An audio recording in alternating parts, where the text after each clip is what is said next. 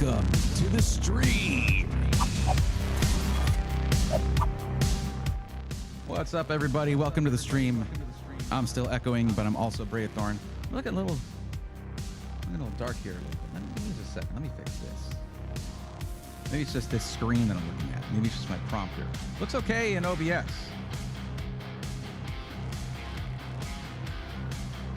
Let's see here. That's not the right one.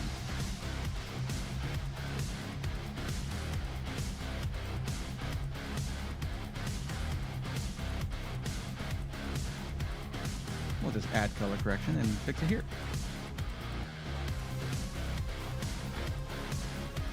Yes. No. Wow. Yeah, that looks fine. Okay. What's up, everybody? Welcome to the stream. I'm Braithorn. Happy to see you guys. Happy to be here. And I'm ready to, like, you know, do the thing I'm doing. Streaming thing. Talk computers. Rant a little bit. Maybe a lot. Who knows? We'll see. But I hope y'all are doing well. Let's see. Looking right here at Twitch chat. What's up, Bone Shock? How's it going? Good evening to you. Coggle, what's up? Skeeter, what's going on? Welcome. Sorry for saying hi twice. My chat was being weird at first. That's okay. Falcon Northwest, what's up? Oh, I haven't turned it all the way down yet. I like to have a little bit of extra volume to the music when I'm just saying hi to everybody, I guess. It's loud on YouTube, but not on Twitch. It's the same outgoing audio. I turn it down like a little bit and have like continuously, I don't know. I like to try to hype stuff up. It doesn't always work out, but I try. There we go. What's up over in YouTube land? Sailor X, welcome. How's it going? Alice, welcome. Nick Metheny, how am I doing? How are you doing? I'm doing okay. Welcome to the stream. Nefty, what's up? How's it going? Sailor says, well, Bray, I got these for my PC. Kingston Fury RGB DDR5 RAM 32 gig. 2 terabyte Western Digital. Not sure what model that is, but nice. And a Jufinx electric air duster. Go out early to beat the tariffs. The tariffs. Oh boy. Falcon Northwest, how do we feel about the tariffs? How have you felt any effect of them yet yourself? I'm curious. I hope the music volume is better for you now. Sorry about that. But also the players on the actual player, the embedded player in the website has its own volume settings. You might have higher volume in the player itself on YouTube than you do on Twitch. That could be a thing. I don't know. Skeeter says, dreading work tomorrow around 1 p.m. We're getting slammed with 10 inches of snow. Good Lord. Like, all at once? Oh, my God. It sounds like you mean all at once. That would be crazy. Just floomp. I think that's, well, no. An avalanche is a little bit more snow than that. Hopefully nothing like that. It's getting stuff for your PC. Nothing wrong with that. What's up, Robert? How's it going? Robert Fix It. Welcome, welcome. And the one and only Bray, what's up? What's up? Not yet, but I have a feeling they will affect my job. Tariffs bit instantly. Unless it's already here, it's 10% more. Yep. People who are not part of the supply chain do not understand how delicate the supply chain is.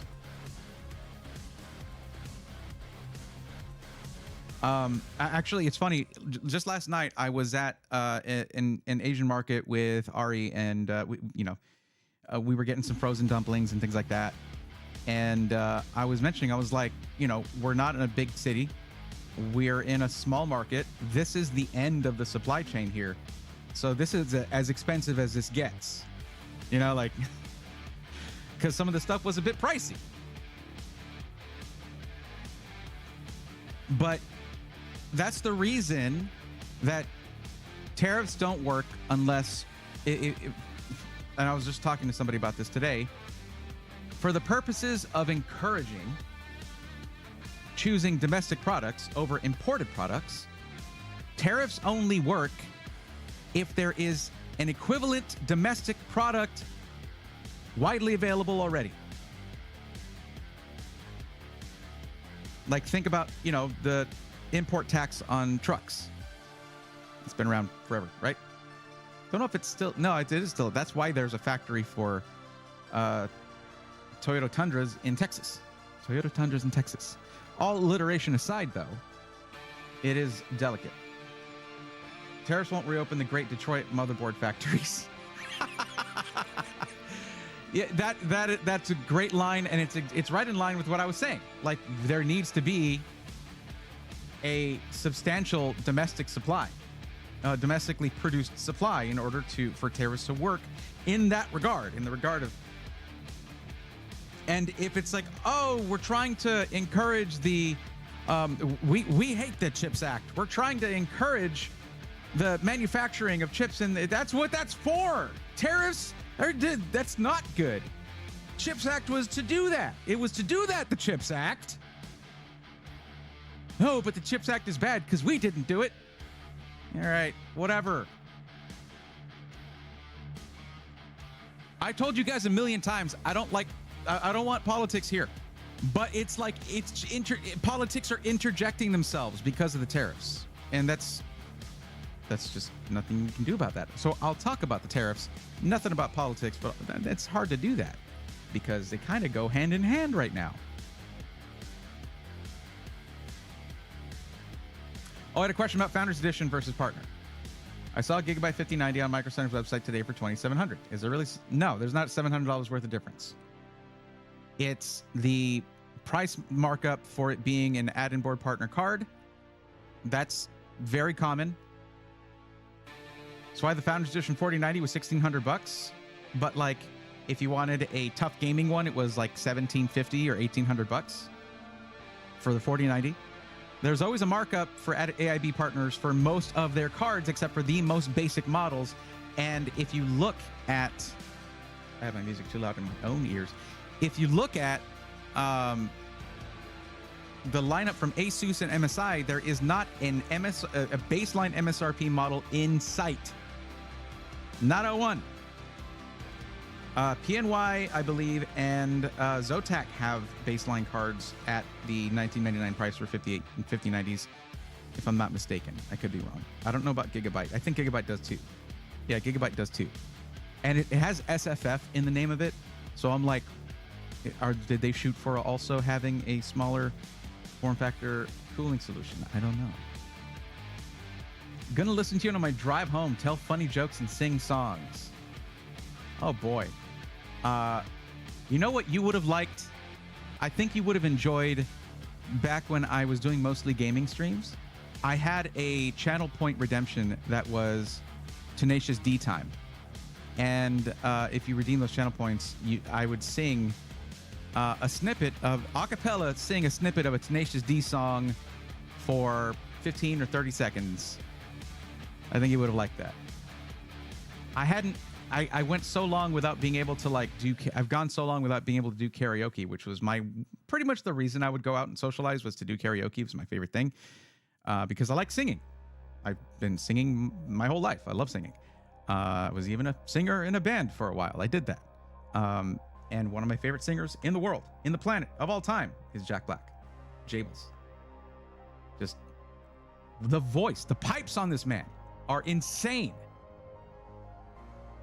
And one of my favorite songs to do at karaoke, because of the challenge factor, is Kickapoo from The Pick of Destiny. Because to do that song, I have to sing in the style of Jables plus Meatloaf plus Dio. And love that. I love doing that. I love the challenge. And none of that was a joke, by the way.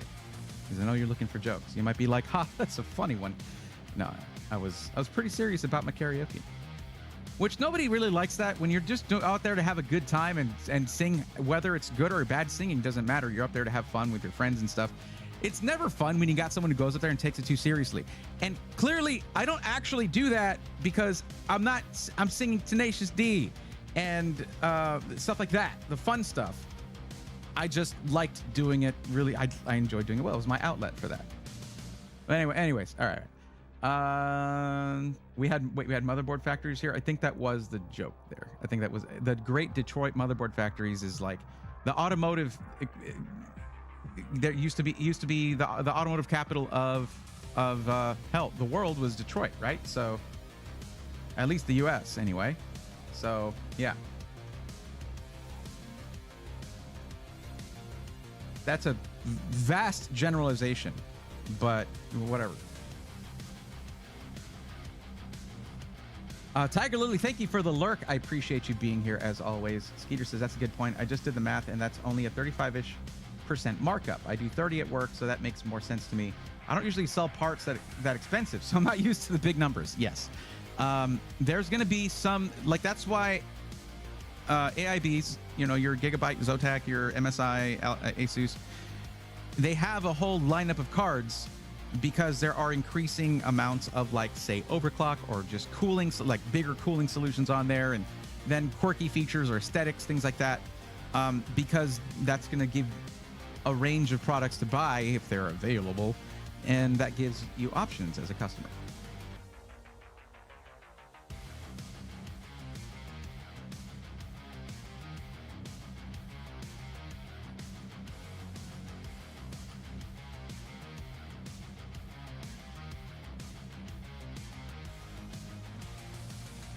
It's Twitch chat. Let me look over at YouTube chat. They're not in place in the moment, right? They were delayed, I'm pretty sure. Nick, the thing is, whenever they're supposed to hit or whenever they do, the effects are already being felt because distributors and just all the parts of the supply chain are basically battening down the hatches by raising their prices now. So yeah. Now the ones that were delayed were the ones for Canada and Mexico. Those were delayed. $10 a dozen eggs at the moment right now in San Diego, says Robert Fixit. Good Lord. Gonna order some powdered eggs. I ate it in the Navy and I'll eat it again. Powdered eggs, yeah. I mean, MRE's not a bad idea right now. I'm gonna be honest. Nick Anthony says, this is not a diss, but you kind of remind me of the singer from Disturbed. You're right, that's not a diss. Freaking David Draymond is the best. Another thing I love to sing at karaoke when I'm feeling like being dramatic is their cover of The Sound of Silence. Like the build-up. That song is a whole. That way that they did that was a build-up from start to finish, and it's so good. David Draymond is a classically trained singer. He's an amazing vocalist. I can't do vocal fry like he does, though. I can imitate it for short periods of time, but it actually, because I didn't learn it or practice it, I can actually fry my voice for a while by doing that. If you're taking requests, I want to hear Peaches. My kids love that song. That's probably the only one that's safe on stream these days. I didn't care as much because I was playing like GTA Online on stream before, and it was like, what am I going to... You're going to hear cussing in the game all over the place. I personally didn't much, but unless I was singing, and then it would be part of the lyrics. Yeah, SAT have explored dozens of abandoned auto factories that once supplied the whole country. Detroit has gotten a lot better in recent years, but there's still hundreds of thousands of acres that are empty. What I was interested to see, and this was during the Grand Tour, was there was sort of a revitalization going on in Detroit with, gardens and markets and things like that. And I think that that's pretty cool, but I don't live there, so it's hard for me to give my take on it because I'm not a local of Detroit, whose opinion would matter more on that front, I think.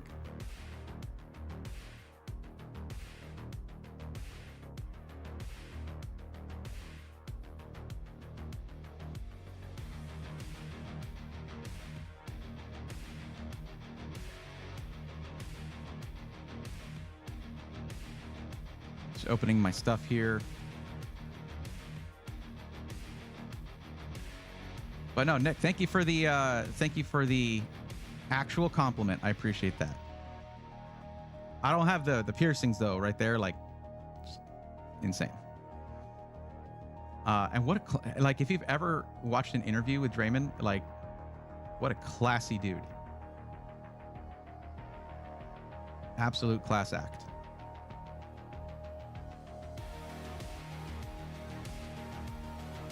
What's up, AB2? How's it going?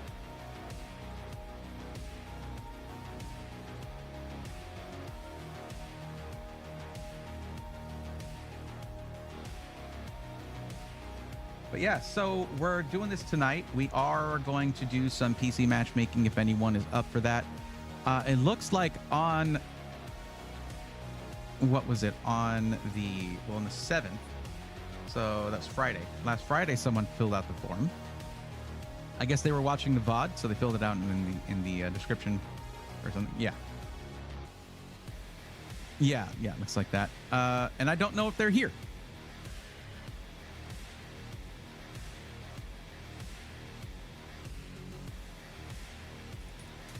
Not in that one. Nope. Not in either chat. We'll see if they show back up. The only thing missing from Detroit is RoboCop. Wait, Boston Dynamics is working on that part. Yes, they are. But that would be in Boston, probably. I'm guessing. First off, I want to check if this works. It does work. Hi. For those of you watching on a giant TV. Hi. Are Samsung 990 Pros still having issues? If not, I may buy one or two. I mean, those were the ones that had driver issues, correct? The thing is, you never know when a product was produced, shipped, and put on the shelves. You can't know that. So just be prepared to update the drivers and it should be fine. I think the same thing was happening with the Western Digital SN, what is it? Is it SN850X? I think it was happening with those two. But yeah, it's never a bad idea when you add storage to update the drivers in your device manager, if possible. You know.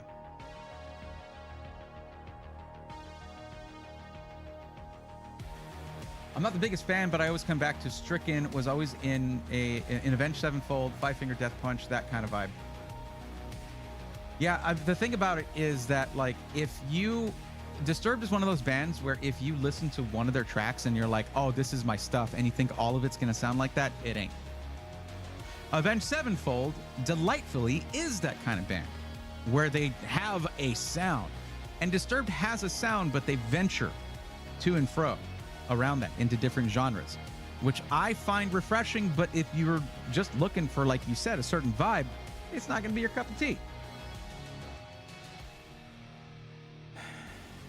Actually completely forgot this memory. This was about 15 years ago. Threw a wooden door off the roof of one of the old GM stamping plants, and it looked like just that scene in Monsters Inc. It was awesome. Wow. It sounds surreal. Zintech, though, says if I get it from iPower, it should be fine because they'll do it, or I can learn to do it. Yeah, I mean, learning to update your drivers is never a bad thing.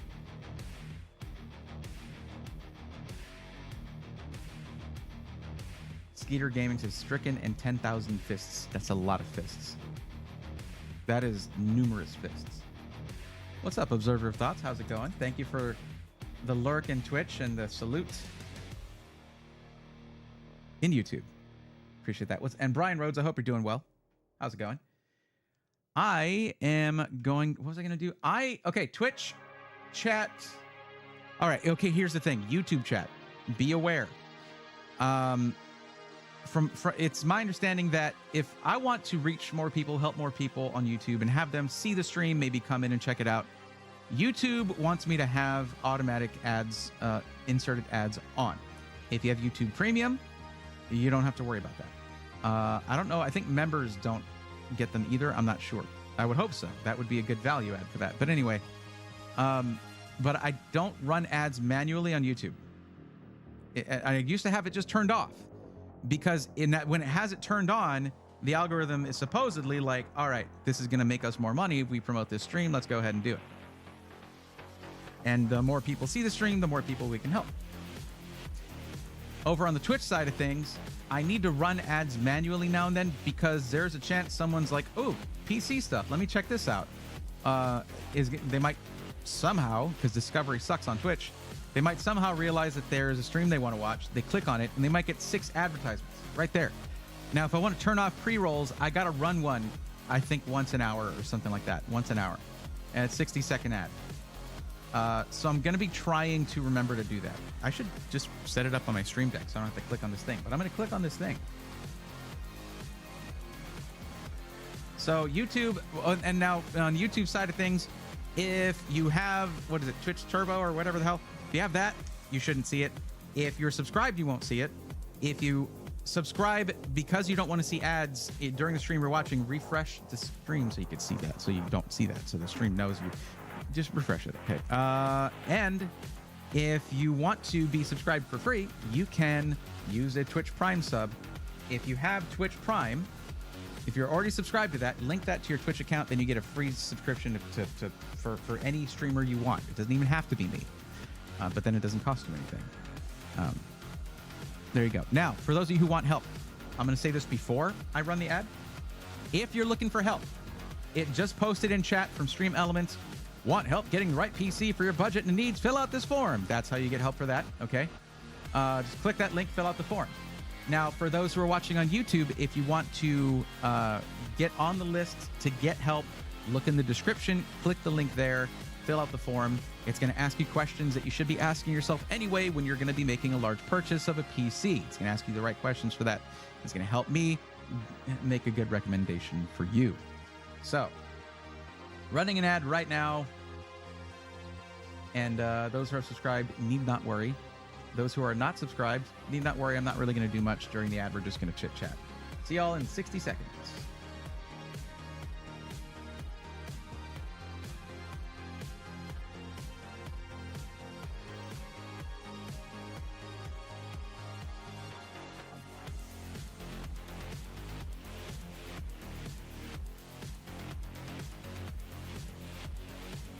Favorite band? Brian's is really on top of things there with Tool. Tool, though, is an experience. Like, you don't listen to Tool, you experience Tool. Definitely up there in my top 10, for sure. Good Lord. When I'm feeling like listening to Tool, nothing else will do. They are completely unique. Now, if you need to, I would say if you're going to ask favorite band, specify a genre. That'll help me out. Because, good Lord, I love music. Yeah, the first time I tried the Twitch side, the ads were real. Yeah. Yeah, Zintech, that's what I was talking about. I was saying I was going to be running an ad. So, it's funny how someone will still say, whoa, hey, what happened with the ad? Well, I just got an ad. I can't say. I was just telling you that I was going to play an ad. Like, that's what I was saying. My motherboard had 3 M.2 slots. I will have 3 names. 3 names and 1 SATA. Would I be done to good adding 1 more SATA drive? Sure, you should be. I would look at the PCIe layout for your motherboard and make sure that none of those SATA ports would deactivate an M.2 socket or vice versa.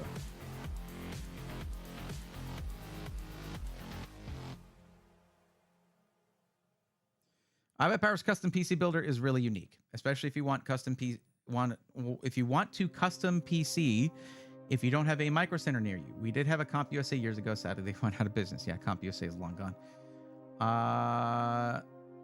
Well, I would say this, Zintech, iBuyPower's builder is good if you like having a lot of options. If you don't like having a ton of options, their easy builder's good. But it's not unique. There are other SIs that have the same thing where you can pick a lot of different parts for a custom PC. In fact, unfortunately, CyberPower PC's builder is very similar to that. They don't have, I don't know if they have an easy builder like iBuyPower does, but the builder looks almost identical. Like one of them copied off the other's homework. Unfortunately, CyberPower PC did not copy off of iBuyPower's customer service homework. So you know which one I recommend. It's not CyberPower. How is AVA Direct? AVA Direct is, they have all the options. I'm talking about if you want, like, if you're not the type of person to succumb to option paralysis, then yeah, check out AVA Direct. Hey, choose a case out of 650 options. Okay, cool. What motherboards do you have? Yes. No, I've reviewed their stuff before. Yeah. And they did a beautiful build too. That was my 7000 series, my first 7000 series review PC. Do they share a warehouse with Newegg? No, but what they do is they'll stock some common components, but on other things like that take up a ton of space, they won't necessarily stock a lot of cases.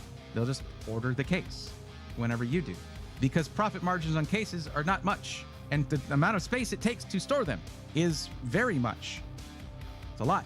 It's actually it's a unique business model, and I think it's kind of cool. It works for them. That's what actually matters, is that it works for them. But yeah, and they've got a great build team over there. And you can watch that review that I did on that 7000 series system a couple of years ago. It was pretty good. It was good. It was a beautiful system, man. Actually, was it this track that I used in the montage? I did a good montage for that one. No, it wasn't this one. Want to be a pro wrestler? Lil Wayne. Easy.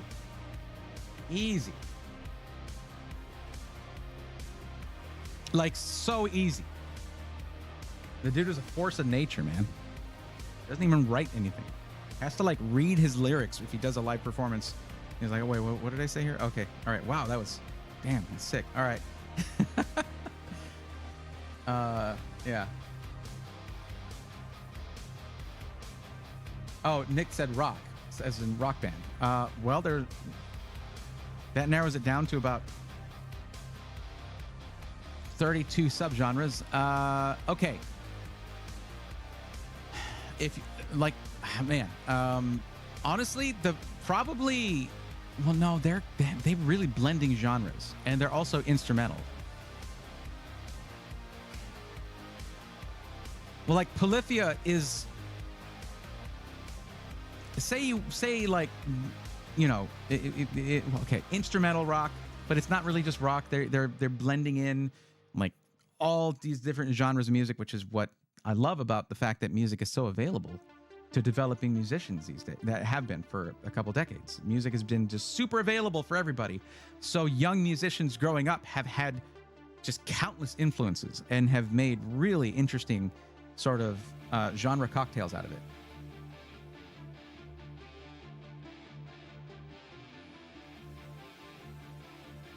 Oh, alt rock.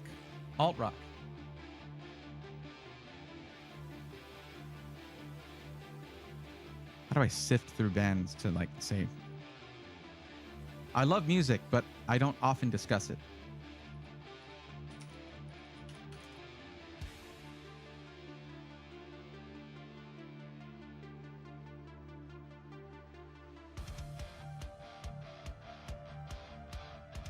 Would you say Muse is alt rock?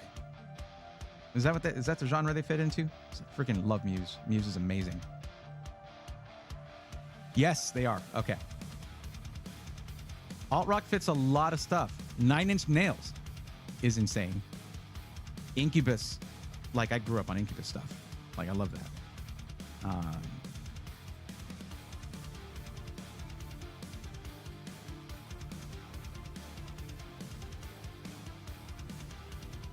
Queens of the Stone Age. Hell yeah. Vampire Weekend was like dope. Like their first album, I jammed that so much because their melodies were actually melodic.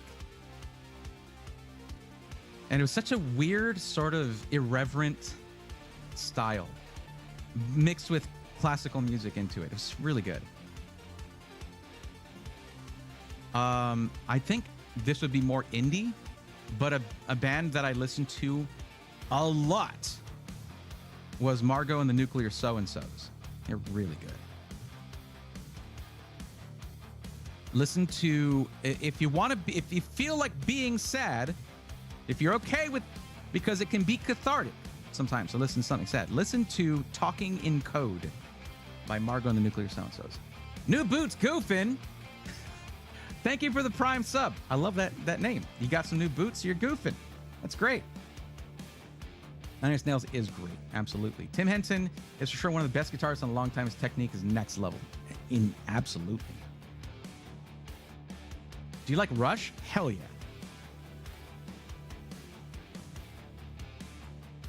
Hey, yo, what's Tangia? It's text-to-speech stuff, AI stuff, where it can, like, imitate voices, do things like that. Just try it out. See what you think.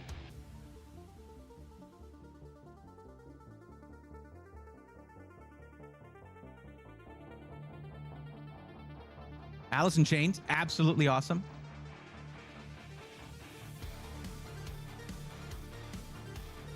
I'm so off on my rock stuff because a lot of what I've been listening to for the last few years has been synthwave, stuff like that.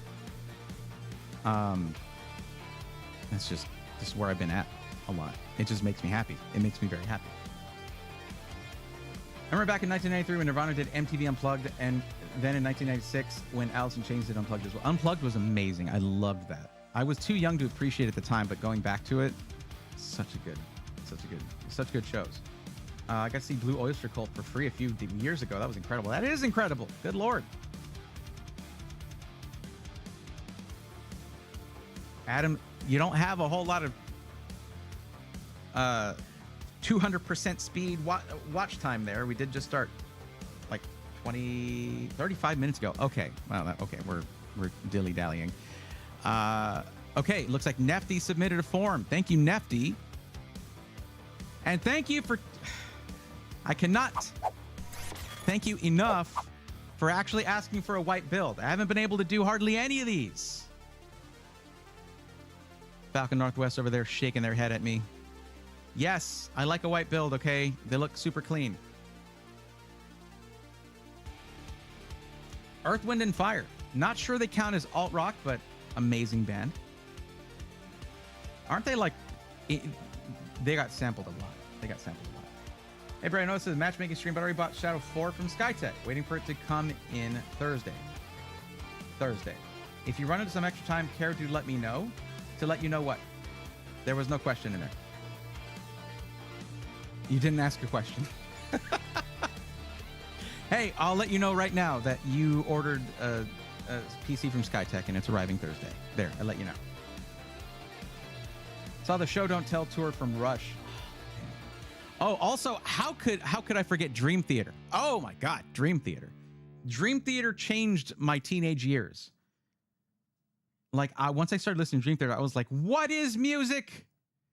What is all this mess everyone else is playing? This stuff is amazing. It's like perfect music. But, you know, and sometimes you feel like, oh yeah, this is a little too perfect. Maybe I want it a little messy.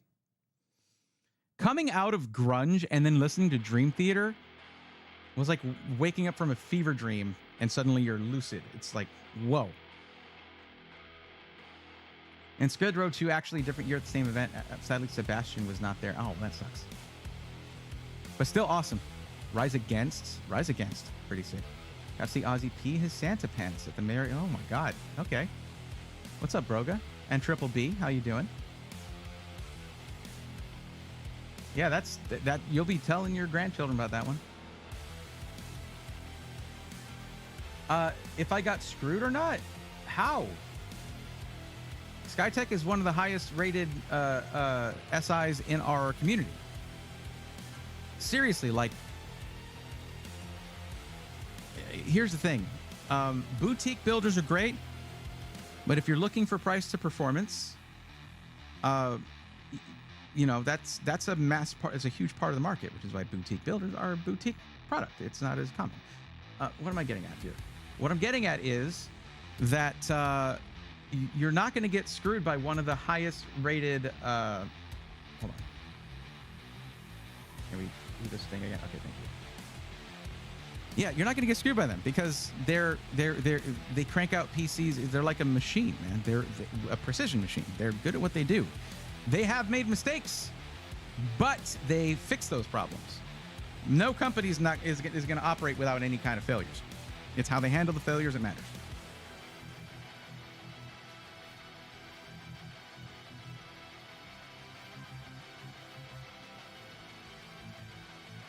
Are there like a lot of different shapes you can make a PC case? Like if I wanted a heart case, or is that a potential hazard airflow issue?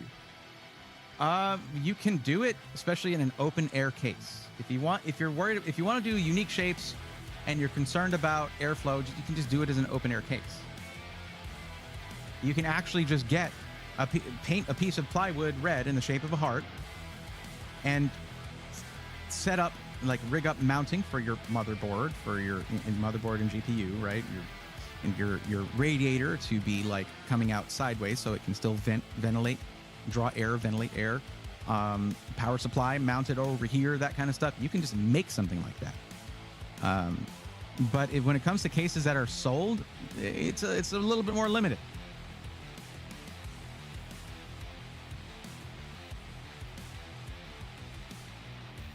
Taylor says, my Skytech Blaze 4 Mini is trucking right along. Nice. Slipknot is one of the only bands I want to see live. Them, Blink-182, Boys Like Girls, man, I just want the nostalgia to hit me in the face. This takes me back to like mid-2000s Warped Tour. Oh, that was insane. That was such a good show.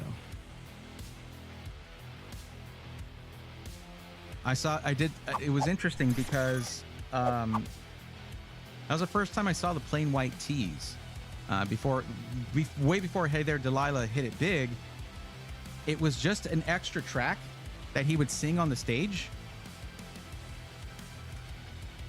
It was like just him and his guitar, but none of the other music sounded like that. None of the other music sounded like Hey There Delilah. And then once I heard that hit like #1, I was like, oh no. I didn't want the Plain White Tees to be a one-hit wonder, but there they go. And then they tried to follow it up with another track that didn't sound like any of their other music, and I was like, guys, no! Yeah, what are you gonna do? Oh boy, chat's going crazy. I love it. Let's see. I got to see Disturbed and Breaking Benjamin and a third band a few years ago, but I missed out on Slipknot. I listened to I loved Breaking Benjamin when they were in their stride. Really good band. Is a Skytech King? What's up, T Samuels? How's it going? Is a Skytech King 95 with Skytech Ryzen? You know that Skytech does not make that Ryzen processor, right? And also T Samuels, that's not how it works. Please read the very first thing in the description of the stream. I have this list. You need to get on this list so that I can help people in the order that they asked for help. We're going to be getting to this in a second. Let's see.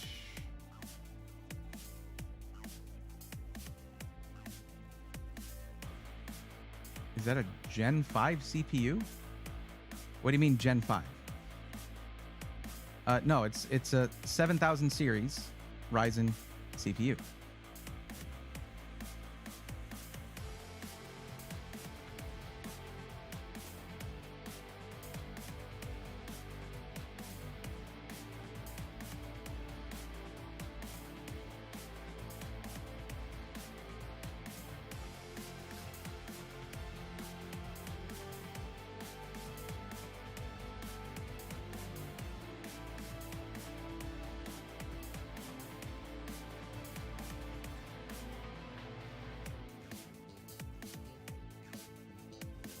Wait, hold on. Wait.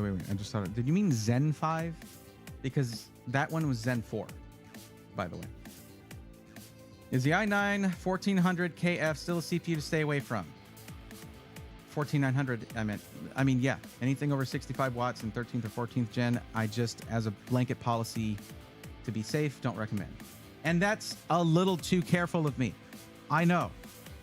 And that's okay.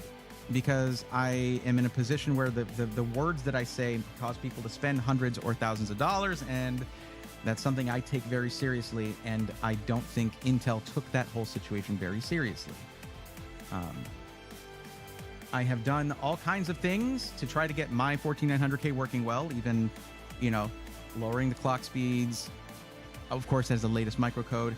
No matter what I do, it is unstable. It does the weirdest things. I'll go look in my task manager and I'll see, for some reason, Camera Hub from Elgato got caught up in something with the processor or something like that, and it's running like 60 gigs of RAM. Now I have 96, so that's okay, but that's crazy for a camera program to be needing 60 gigs of RAM. No worries, T Samuels, you're good. ZZ Top is the best band. Changed my mind. Sailor, ZZ Top they invented Texas rock. They invented that whole sound. Are they the best band? For me, you're going out on a road trip, ZZ Top's the first track. Never heard Zen. The naming schemes are so confusing, or maybe I'm just slow. It's an architecture. The latest with Ryzen 9000 series is Zen 5. Anthony Anderson, no problem. If you want Intel, get a Core Ultra 200S processor, like the 285K, 265K, or 245K, depending on your use case. If you want to go with Intel, they're perfectly good CPUs. I don't care if X3D chips are the top of the charts for gaming, because Intel chips are still up there. They're still very good. It's just they don't win in everything when it comes to gaming. But when it comes to every other use case, in most of those use cases, they smoke AMD. But for gaming, it's 9800X3D, 7800X3D, 7600X3D if you have a Micro Center handy. Those processors, you know.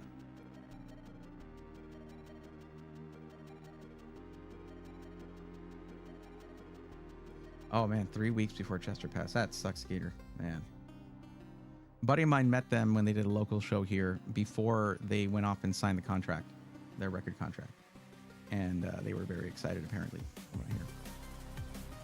When I was fresh out of high school, I had a chance to open for I Prevail back in the blank space days. I had a chance to hang out with and jam with Brian Welch from Korn.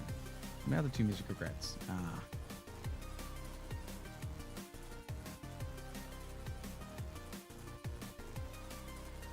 But AMD 9000 series is only 9800X3D. People aren't buying other chips.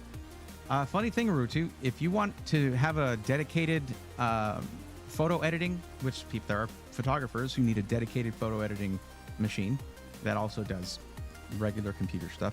The 9700X from AMD is the top CPU for that. Where they disappointed me was, and honestly, I know, Kelt, I know you're driving. Whenever you're done, please let me know your take on this. Okay. I've complained about this before, but well, say you had the 7950X. You had 16 cores, 32 threads, and they all just worked all the same. Okay. And then you had the 7950X 3D, where one chiplet had 3dB cache, the other one didn't. So when you would start gaming, it would turn off the non-3dB cache. It would park the non-3dB cached cores. It's called core parking. It had its issues and its triumphs, okay?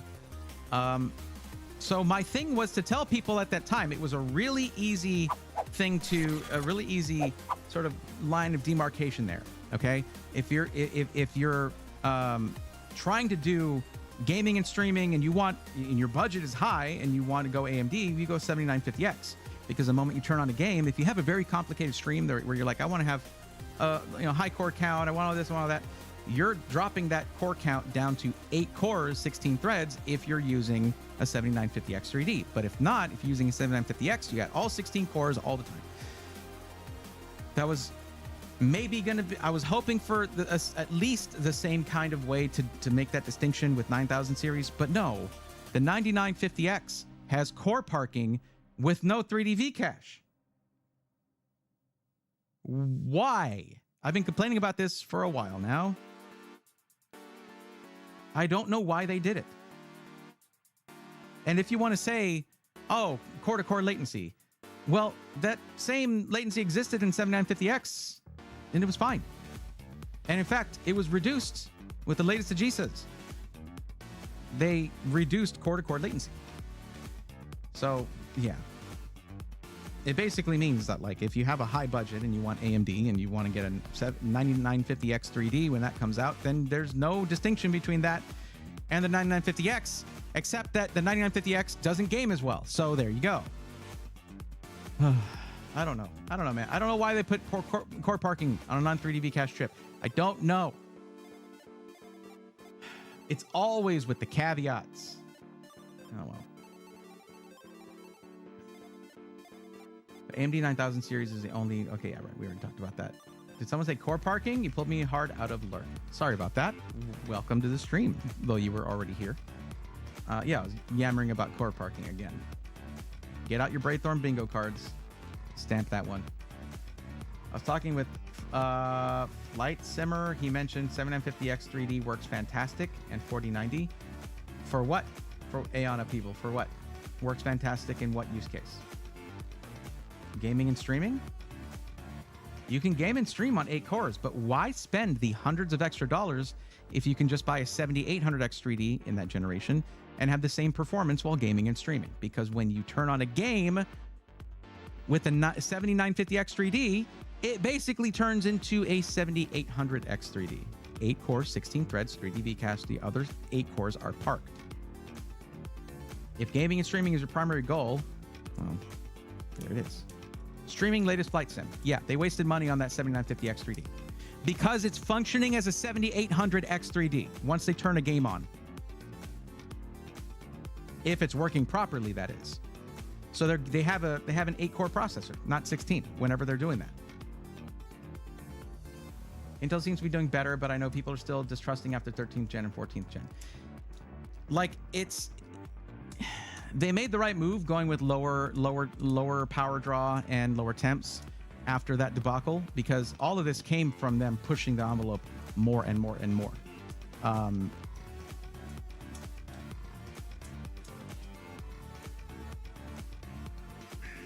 Yeah, it's hard to, fool me once, shame on, fool me twice, shame on.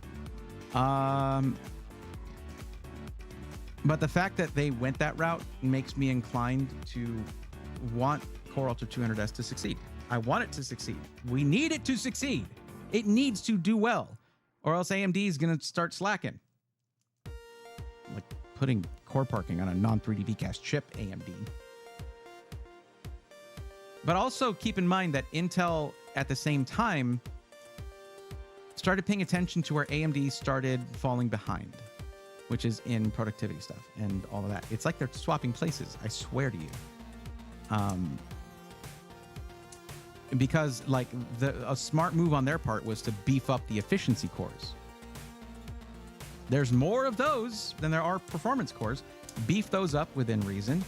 And man, it just tears through things that like to have cores, that like to use a lot of cores. It tears through it. If they didn't have core parking, you'd have a core doing something it shouldn't be while you're gaming. Well, then that's a scheduling issue, isn't it, Ghost Poner? And the scheduling thing, like, oh, Intel hybrid architecture. Oh, yep, Windows 11, you better have Windows. Microsoft says you got to have Windows 11 to have the right scheduler. Clearly, they were working together on that. And then AMD's like, hey, Microsoft, we need to work on the scheduling. Here you go, Xbox Game Bar. Shut off half your CPU. I don't think it was their idea, but like, there had to have been a better way. There had to be a better way. I don't know. I'm left with upgrading to 7950X or go Intel with 285K. No matter what, I lose gaming performance. I want to do a do-it-all chip like my 5950Xs. The 7950X is a do-it-all chip too. It's great at gaming. Araxness. Stop looking at charts. Do not look at charts. The 7950X is rad as hell. It is an insane CPU. Especially, like, you run that thing at 105 watt eco mode, compare performance to its like full wattage mode, it's crazy how much performance you get out of that thing. So stop looking at charts. It doesn't have to be up here for it to be good. It can be like here on the charts and still be good. And ask yourself this, Araxness. Okay. What resolution are you gaming at? What resolution? I'm curious. I'm not calling you out. This is just the kind of a spirited discussion that we enjoy around here at Braithorn HQ.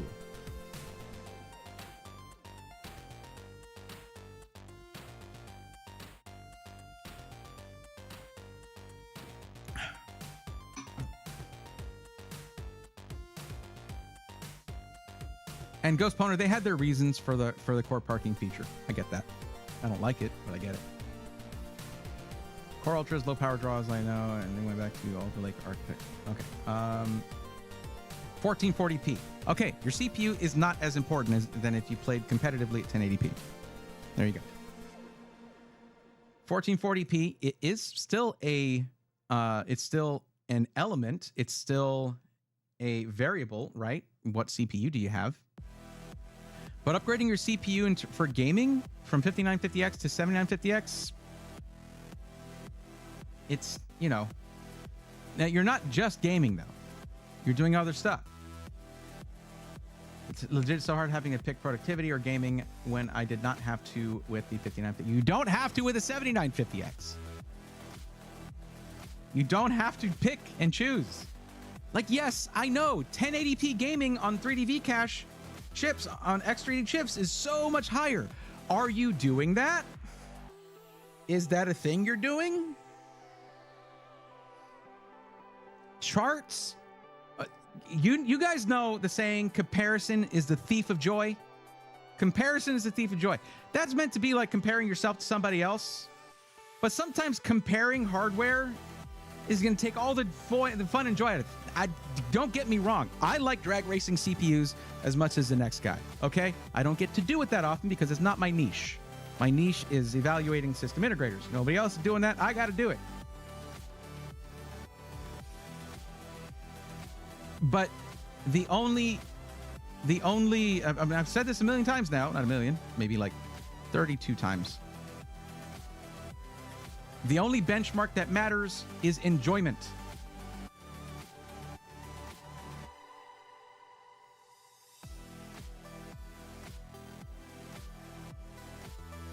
I need a sound effect for that.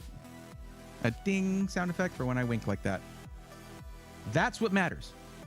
If your stuff is working and you're enjoying yourself, put your wallet away. Enjoy yourself. I mean, I remember back when being an enthusiast, at least to me, wasn't about having the latest thing. It was about getting the most out of what you had and making it last as long as possible. I mean, I was a thrifty enthusiast, I guess. Now it's just like, oh, I gotta have this. You don't gotta anything. You get what you can and you make the best out of it.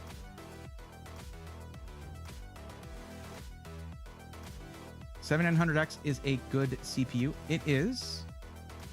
But with the way that they've been, I don't know. Let me see what the pricing is like on these at this point. I know. Let me see. I'm going to go to PC Part Picker for this. And you know what? Hey, Nefty, I need you to do me a favor. Which chat are you in? Are you in YouTube or Twitch chat? I'm sorry. I just...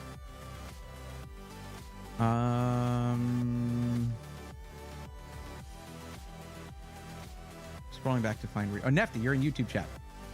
I was so close to buying your promo PC, Bray. I don't know why I didn't just buy it then. I regret it now. I'm sorry to hear that.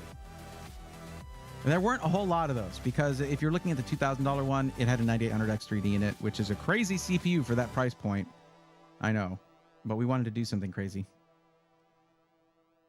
But yeah, Nefty, just you're here. Let me know you're still here, please, because yeah. CEO Fiat is why they did it. Okay, yeah, they might be giants or maybe just some smooth Dave Matthews fan. Misery loves company too. Looking to get my first computer for gaming. Okay, I'm gonna need you to Juan Panda. Please fill out the form linked in the description, please. The itch for better performance just stings sometimes. That's what Raxinus. That's one of the things I have to tell people often when they're coming over from console, because imagine this. And some of y'all don't have to imagine this because you're brand new PC owners or you're wanting to be one. And you're coming over from console, so you need to hear this. If you're a console gamer and you have been for a long time, you're used to, hey, console comes out. Buy console when it comes out. Oh, you're on the quote-unquote cutting edge for the next 5, 6, maybe 7 years if you're a Nintendo gamer. How long has the Switch been out? Anyway. That's not how it works with PCs. Oh, also there'll be a refresh in there. It's like part of the whole schema now. You get a refresh. It's a little smaller. It's a little faster. Buy. But whatever. Some people wait for the refresh. That's how I used to do things. I would wait for the refresh. Get the slim one, get the whatever, you know. But with PCs, PC hardware, it's like every year or every 6 months or every 2 years or something, like depending on the category of CPU or of PC component, there's going to be major upgrades. Hopefully, that's how it's supposed to happen. And then you're going to be inundated with marketing telling you like, hey, look, shut up and buy this because if not, you're not a real gamer. What's wrong with you, gamer? Come on, gamer. Don't you want a game? Yeah, don't fall for that. When you find that your games aren't running the way that you want them to, they're not running smoothly enough, maybe you want to upgrade from a 1080p monitor to 4K or something like that. There needs to be a real impetus for you to make that upgrade, not just someone telling you that you should, even if that someone is a really nagging little voice in the back of your head.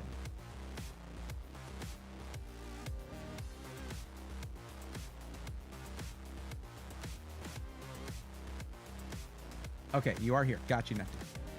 Before I built a new PC a few months ago, I was on 2016 i5 with RX 480. Still plays games 1080p great. They would, yeah. Says Rob Medina. Welcome to the stream, Rob. By the way, yeah. I mean, I was rocking a 4790K and a RX 580 for a long time. That's an interesting combo, I know, but that's what I had, and I made the most of it. I was gaming at 1080p. It worked for me.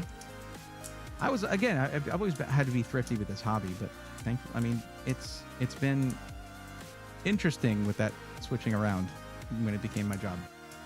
No longer a hobby. Now it's a jobby, and that's what I do, and it's nice.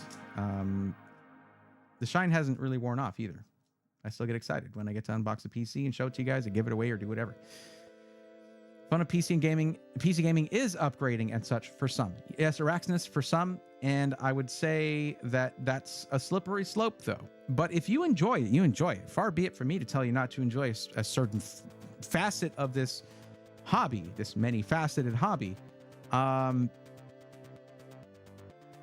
I like purposeful upgrades. They feel more satisfying to me. They feel like earned, I guess. I don't know. Like it's like you're going to see the benefit.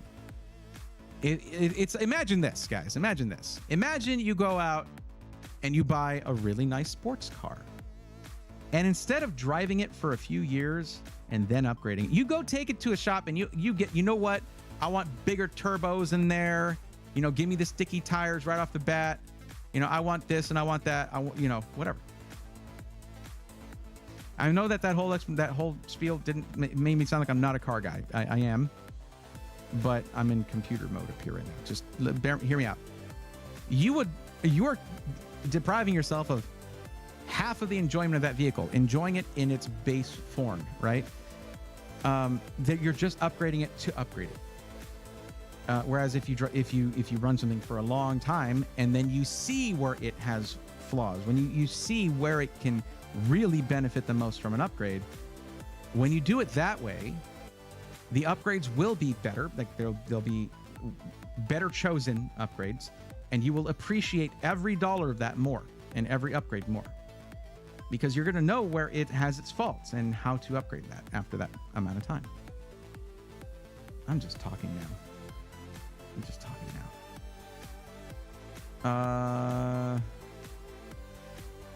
Well, consoles are doing more or less the same thing as PC now. Xbox just released new revision to digital consoles. And shortly before that, well, yeah, those are the revisions I was talking about. Those are the refreshes. Lastly, games these days ask for so much. I run an RTX 3090.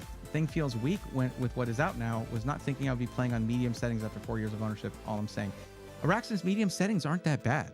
The problem is people think like it's the same thing where it's like you got to get the thing that's on top of the charts. You don't have to play your games in ultra settings. And there are certain settings that are not as easily seen that you can turn completely off that will make a big difference in performance in some games. If there's a particular game that's giving you trouble, look up like best settings for better FPS, and it'll show you can just turn this off. It doesn't do that much visually or whatever, and you won't even notice the difference.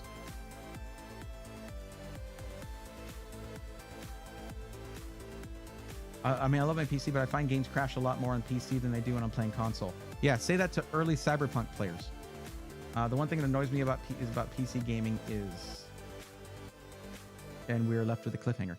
Aeon says, I'm trying to get myself 5090, but so far it doesn't look like I'm getting it anytime soon. Same here. Might try grab a 9070 XT and March as temporary. You mean in March as a temporary GPU? That's a hell of a temporary GPU. I guess, or just get a 4060 or something for a temporary GPU. What do you mean?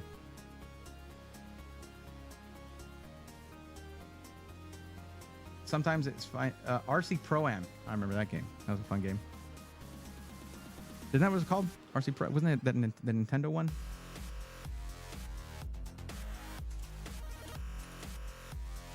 Yes, I remember this game. It was so much fun. Developed by Rare, interestingly enough. 1988.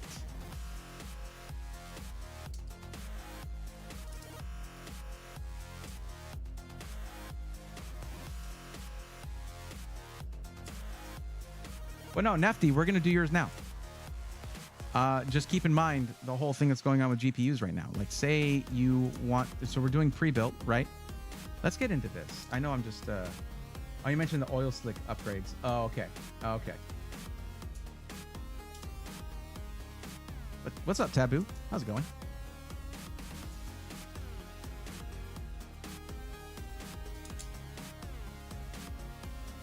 I know I ran a Titan Black from 2014 to 2021, but I don't remember having to drop settings that much after only 2 GPU gens. I feel like things have advanced. Well, it's also that games are not, they're not needing to optimize as much anymore because of DLSS. And you're basically 2 versions back on DLSS because you can't use, you know, DLSS 3, 3.5 with the 30 series cards. And now there's DLSS 4.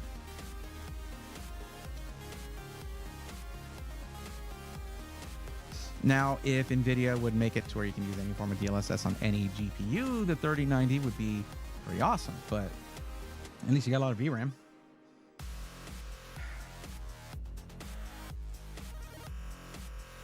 The thing about it is this, like, think about it this way, guys. Especially for gaming at 1440p, even if you have a really high budget for your GPU, think about this. If you do something like instead get like a 3080 around that time instead of a 3090, you're spending half the price, right? If you can get it for that price. And then you could get a 4080. The next, well, no, 4080 is super maybe because 4080 was like nearly the price of a 3090. The next year, the next generation, or whatever, or skip a generation, get yourself a 5080. The difference between a 3080 and a 5080 is substantial. Just remember, if getting 9070 XT, I guess if it's really good, then I'll delay the 5090 for a year or more. I mean, it's looking, rumors are saying it's pretty good if you want to believe rumors. Just remember this: if you're going to be swapping out an NVIDIA GPU and putting in an AMD GPU, be sure to use DDU to actually fully remove your drivers. Don't leave any NVIDIA drivers on there. DDU. I think that's what it means. Haven't had to do it in a long time. 3090 is still a hell of a card. Indeed, it is. Display driver uninstaller from Guru 3D over on guru3d.com. Go ahead and grab that. Looking to get my first PC for gaming. Should I go 4070 suit? Wait a second. Juan Panda. Panda XJC is Juan Panda. I responded to you already. I told you, please fill out the form that's in the description of the YouTube stream. If you're going to ignore that, I'm not going to help you. You're getting free help. You need to follow the instructions because it's free. And so I get to dictate how I do it. Here's a link for the form. Please fill that out. Panda XJC or Juan Panda 1214. Okay, let's jump into this. Nefty.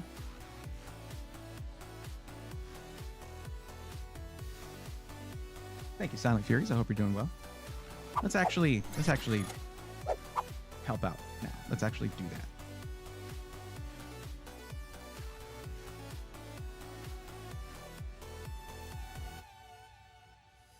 Okay, yes, but you don't want to get your PC at Micro Center. Fair enough. You're looking to game in 4K. Budget is $3,500 to $4,000.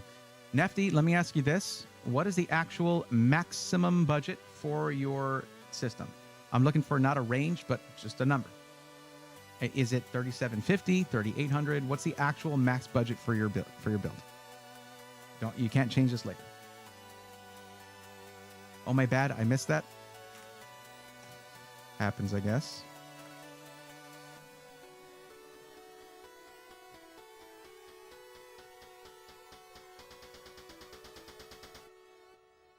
Yeah, drive it till the wheels fall off. Get your money's worth. Absolutely. Pros and cons for both console and PC. Pick your poison. I mean, when someone comes in, they're like, I have a $500 budget for a PC. I ask, are you just gaming? If they say yes, I would say, you know what? Get a console with that. You're probably going to have a better time. That, or you need to buy used hardware. If it's your first PC, I don't really recommend used hardware. Some troubleshooting acumen can really help you out when you're looking at the used market. And even just a basic idea of hardware values, like market values, helps out when you're looking at used hardware as well. And if it's your first PC, you ain't gonna have that stuff. So, not elitist, what I'm saying, like a new PC owner should get something new. What the hell? Why are you doing that?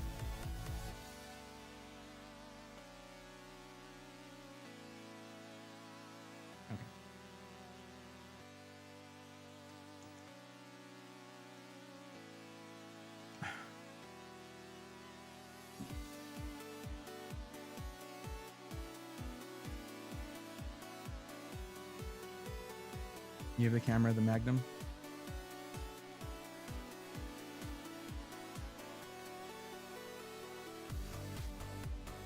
I don't know how to do it. Was that it?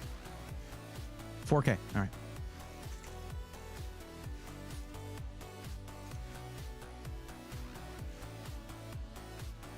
I want to build in white. 4K gaming. All right, we're going to take a look around. I think that this might have been added here now. Oh, what are your use cases again? Just gaming. Just gaming at 4K for 4K. Got it.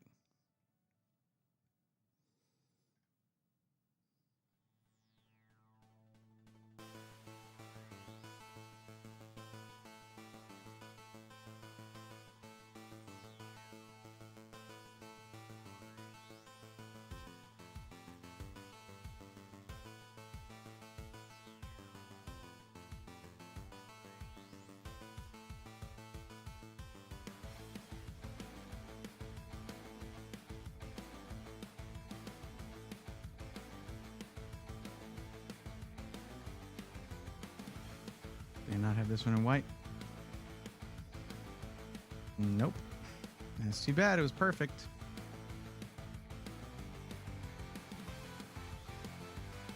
What's going on with the white PC builds? Why are they not here? TJ, is he here? Am I crazy? This used to have an option to go with the white build. I don't see it now.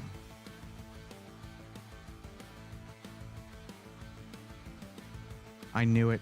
I knew it. TJ meets Kelt Reeves at CES and then goes home and deletes all his white builds. I knew it! Kelt, what have you done?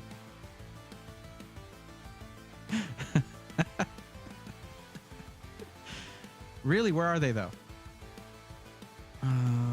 Okay.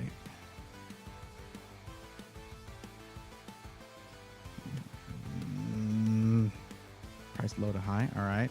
Yeah, there's no high-end white builds here. What's going on?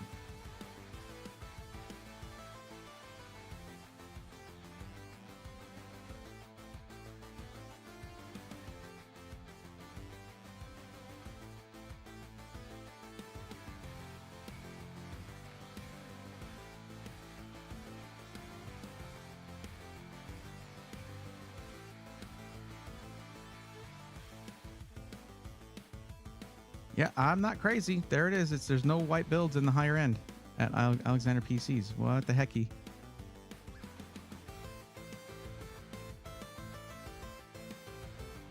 I wonder when people want 4K gaming, what hertz screen they're using or plan to use. 240 or less? Probably.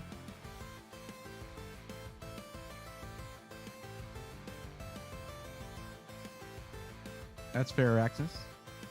Bots took the white builds too. Bots don't buy PCs though. Bots buy components, not PCs. No one's buying a whole computer just to scalp the GPU. Although seeing that some people are trying to sell 5090s for like $7,000, I guess that becomes a viable business plan because then you have a PC you can drop any other GPU into and sell that. All right, well,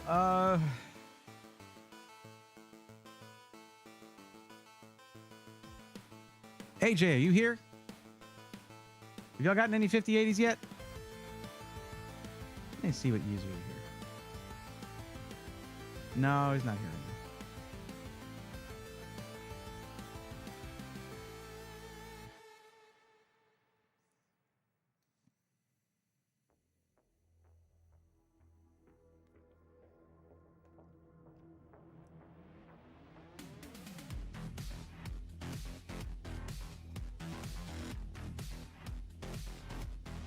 It is fun. It is funny whenever I look at the user list because I get to see how many of y'all are lurking, and I appreciate you very much. Thank you. Sailor, I don't buy used PC parts. That's a fair way to go about it. It's fine. For those, like, you can though. I mean, there's a great market for it, but it's just you want to be confident in that stuff. You know, is the Ready Y Silver with my power a good PC for what? Angel Salazar, please fill out the form listed in the description. It's linked in the description. Please fill out that form to get on the list to get some help. Height Y40 glass case is so sweet. I love the Y series of cases.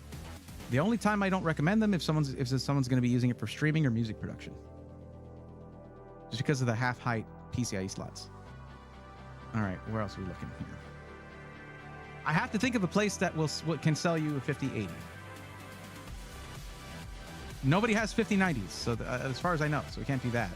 Unless...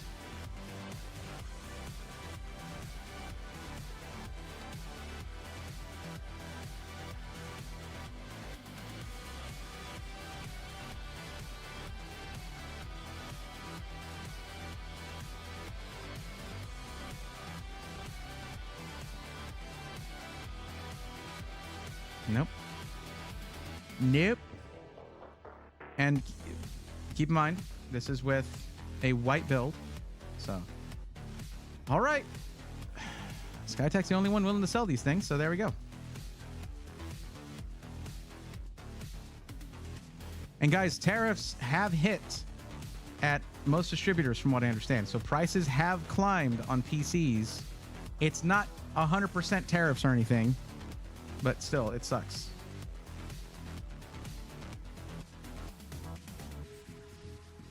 Oh, 5080 no longer listed here. I guess y'all bought them all up already. Is it still in the custom builder? You got to remember, if you're wanting to get a high-end 50 series card right now, you're looking at a wait time. That's what it's like when there's shortages. There's going to be a wait time.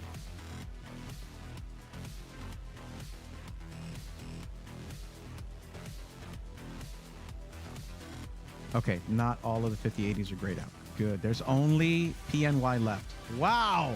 You guys did a number on Skytech. Good Lord. Now the main problem area is up here. All of this going on up here is what's causing me the most physical discomfort. Thanks, Mark. What's up, Gary? Hey, it's my 110 Gia user. How's it going? Thank you for that. How's it going? You good? Oh, that's cool. Actually, able to select your operating system on AVA Direct. You can choose between Microsoft, Windows, or Linux. Neat. Yeah, they had that back when you had customization available on Build Redux. They had Linux on there as an option. I thought that was awesome. And then, like, you know what? We want to be worse. Let's be worse, everybody. So that's what they did. Ooh, the OLED Vision is a nice price right there.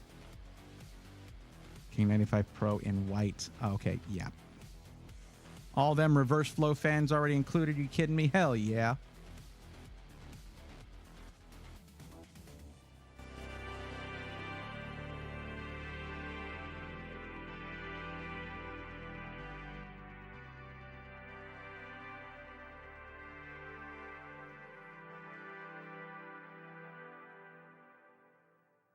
Better to buy a really cheap PC from an SI just for the GPU than to give your money to a scalper. Exactly.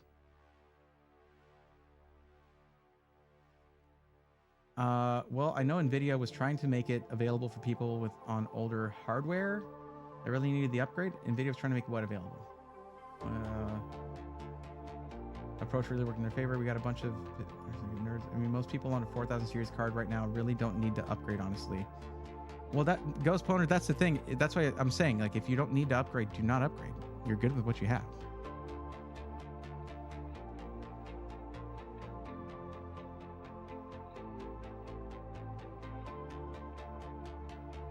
Peter, thank you for the lurk. Appreciate that. You think they're going to have the same paper launch issues, 5070, 5070 Ti? God, I hope not. But remember this, the launch was right before the Lunar New Year, the Chinese New Year. And that can mean in some factories a month of not producing stuff. So there's no telling. But I imagine the yields are much better for the smaller dies. So we should be better off. And also, I don't know. Well, the demand should still be pretty high because you can't find 70 series cards in 40 series at all. Like 70 class cards from the 40 series at all. So yeah, well, hardly. You can, but it's...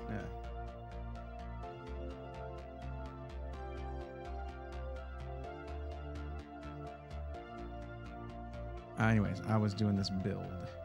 Do this build.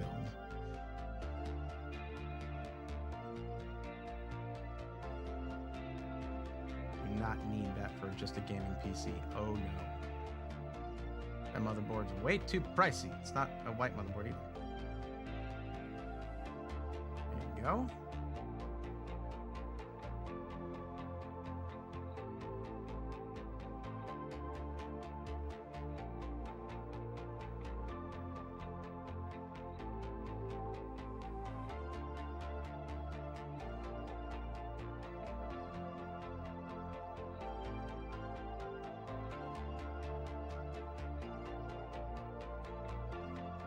It's not going to be white RAM, but that's okay. It's one of the smaller components in the build. Don't need a 4 terabyte drive. Ridiculous. Come on.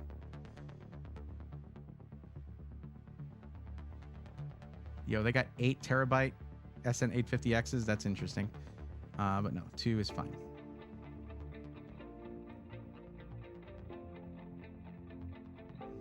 Not sure if I'm remembering correctly, but does it not feel like SIs had more 3090 and 3080 than 5080 and 5090?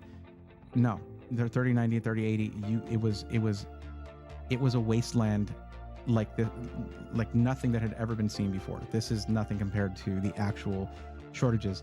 They launched less than a month ago.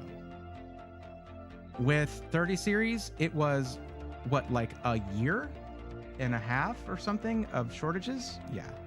Or a year of shortages, something like that. It was insane. This is nothing. It's nothing compared to that.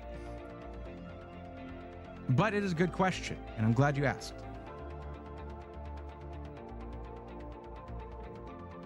No, Ghost Boner, it was very different. Very different. Actually, I think a lot of people learned from that, but also remember that during that time, it was the crypto boom happening. So people were trying to buy up pallets of GPUs for their crypto mining enterprises, and you had people shifting to work from home in droves, wanting to have PCs, being quarantined, wanting to have PCs. The amount of people that got into PC gaming and stuff like that, and just PC, desktop computers at that time, was unfathomable. It was insane, the amount of growth that happened during that time. Panda says, what graphics card do you use at home? Well, I do production, video editing, things like that. So I have a 4090. Helps with that. Thank you, Angel. Appreciate that. I didn't mark this one. Yo, what the heck happened? I had nobody doing nothing, then everybody did everything. Okay, you did say you submitted it. So if you have submitted the form and you want me to know that you're here to get help. Are you serious? Are you serious? Who asked this? Somebody asked this question in chat, and they just said that that's their name.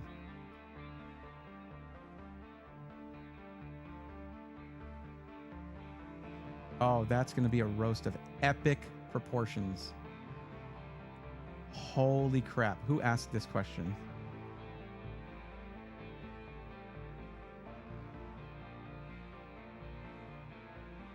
Oh, Glass Gaming. You should hold off. GPUs are not on the market right, hardly on the market right now. Sorry for making you wait there.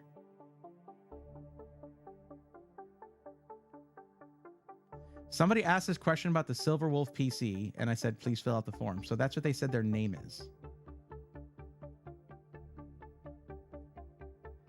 Angel, it was you. Angel.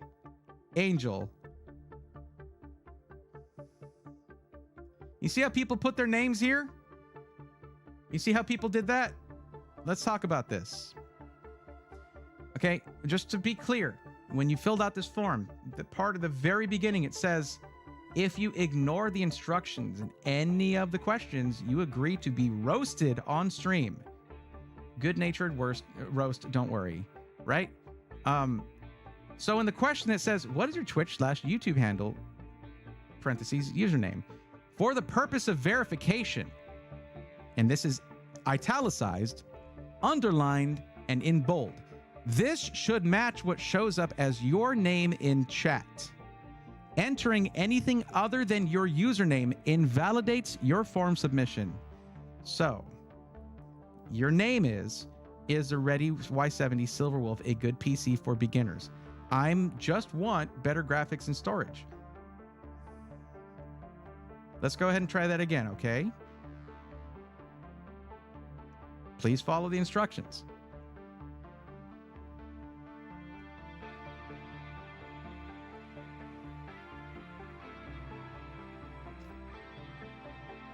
I had to go and find who had made that chat. Like in the don't do that.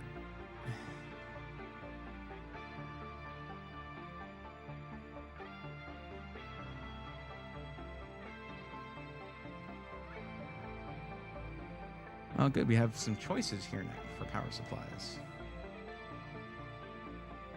Do we take the $20 off to go with the 1,000-watt power supply, or do we stick with the 1,200 watt? The 5080 doesn't use 575 watts. It's not rated for 575 watts like the 5090 is.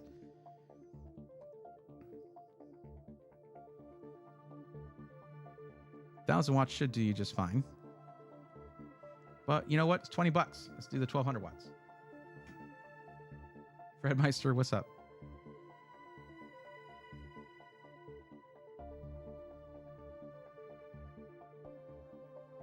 Oh, Twitch chat, I'm going to be running an ad here manually, so it gets rid of pre-rolls for a little bit. Sorry, I keep forgetting to do this.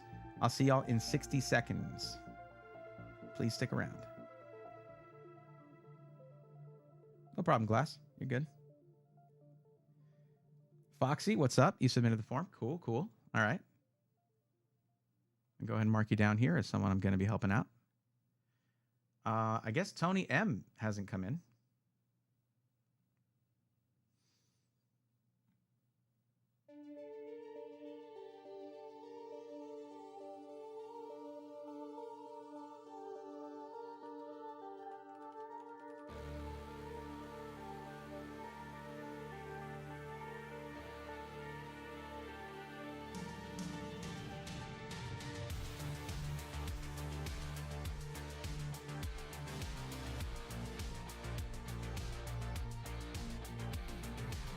Okay, let's get back to your build, Nefty. Looks like we've got it all covered here. 9800X3D for the CPU. Cooler Master Liquid 360, Atmos ARGB white, really gorgeous AIO. The one I used actually in my collab build with Skytech for the Black Friday system. And it's really, really classy. Like all of that packaging, the installation, everything's really nice. And let's see, motherboard, ASRock X870 Steel Legend Wi-Fi. You look at this motherboard, it is a white PCB, all white and silver aesthetics. It's really gonna look nice in that build. Memory, 32 gigs, Kingston DDR5 6000. Power supply, Seasonic Vertex 1200 watt GX 1200 Gold. And it's Seasonic. Like they're one of the most reputable power supply companies in the business, period. 2 terabytes Samsung 990 Pro, very fast and reliable storage for you right there. That's the whole build for you right there. There you go. 38, 42, 89 before my discount. Let's see what that comes out to. But yeah, we put together a pristine white build for you here. The only thing we don't know is what GPU you're going to get. It's very unlikely to be a white GPU because it's so hard to get 5080s and 5090s right now. I mean, 5080s are hard to get. 5090s are unicorn dust. Impossible to get, but yeah. Highest end CPU for gaming there. Highest end GPU available right now for gaming as well. because you just can't get a 5090. And also 5090 would add another $1,000 to the price. So this is all within budget.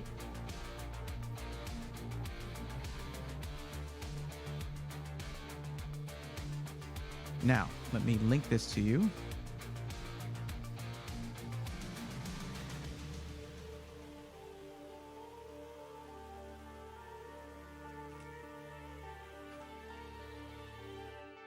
This thing never works.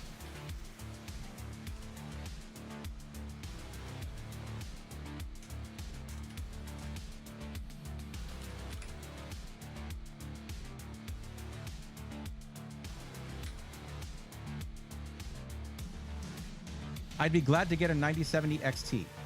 The 5080 is going to outperform the 9070 XT. They're not aiming for the 5080. They're aiming to compete with the 5070 Ti. Also, it's not available. It hasn't launched yet. It launches in March.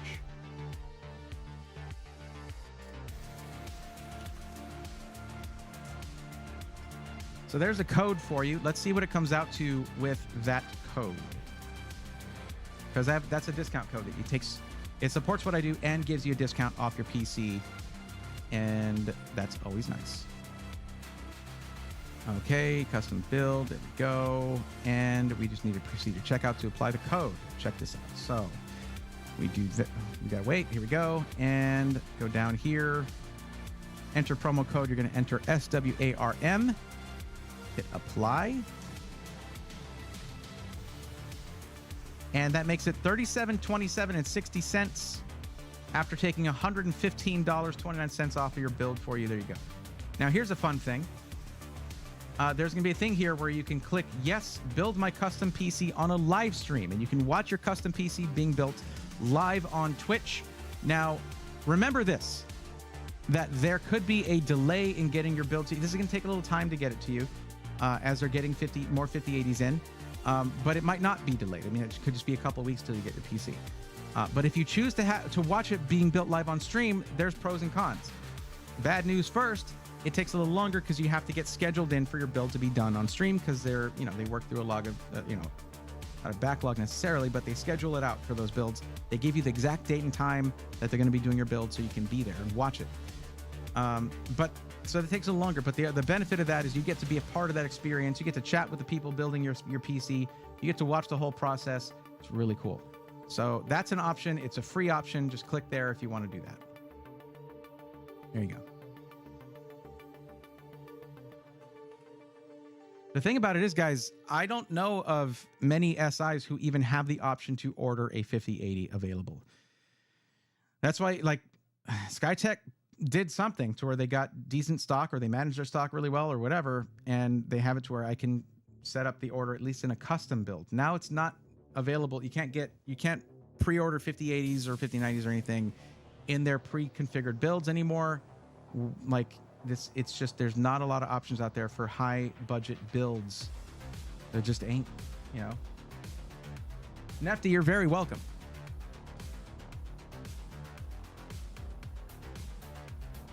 Fred Meister says, hi, I'm new here. What are your thoughts on the different GPU brands? PNY versus Gigabyte versus Zotac, etc. when building, upgrading PCs? Araxness already said what I'm going to say about PNY. If you saw Quattro card or any of the A whatever cards, the enterprise cards, those were built by PNY. And that's that was NVIDIA's exclusive partner for making enterprise class cards, GPUs. They have to be made well. PNY makes good GPUs. And they stepped things up when EVGA left the AIB market for graphics cards, when they stopped making GPUs. Zotac also stepped up their game around that time as well for 40 series, and their 50 series stuff is looking really good. Supposedly their software isn't great, but you could just use MSI Afterburner regardless of the brand of GPU you buy. Gigabyte has some of the best aesthetics in my opinion. MSI has some really nice aesthetics too, but they don't have anything that's priced at like this base MSRP for either 5080 or 5090. Not that that matters because you can't get 5090s. Whatever. Anyway. And these are all NVIDIA cards. If you're looking at an AMD card, it's going to be different AIBs for a lot of them, though some overlap. Asus is Asus. Their stuff, like Guys, Asus has gone off the deep end in pricing. Like, everybody's desperate right now to make some money with no product to sell. I know that. But Asus's pricing, the story that you see on their retail pricing isn't the end of the story. They're also upcharging to retailers and SIs more than any other, from my understanding. Asus, like, y'all can kick rocks, man. Like, stop, get out of here. You're you suck, bro. There are no bad GPUs, only bad GPU prices. And Asus makes some amazing products, but they're way too proud of them. I'm talking specifically about the GPU department here, but also they're the same, kind of the same in motherboards too, where it's like, what's your complaint there, Break? Come on, what is? Asus will put the word gaming in front of a motherboard that does not belong in a gaming PC. It belongs in like a production in a content creation or streaming PC, or like a music production PC, or something that needs stuff that a gamer doesn't need. So people end up spending hundreds of dollars more than they need to on their motherboard because gaming. AMD is not AMD. Asus is the most egregious offender here in that. Asus is in the boardroom telling them greed is good. Well, I mean, the thing about it is people will buy their stuff regardless. So my words don't hold a lot of sway there. All right, so let's chat. Hi, chat. Let's chat. What's up? How's it going? How are you? Are we doing good? Everybody staying hydrated? I'm terrible at this.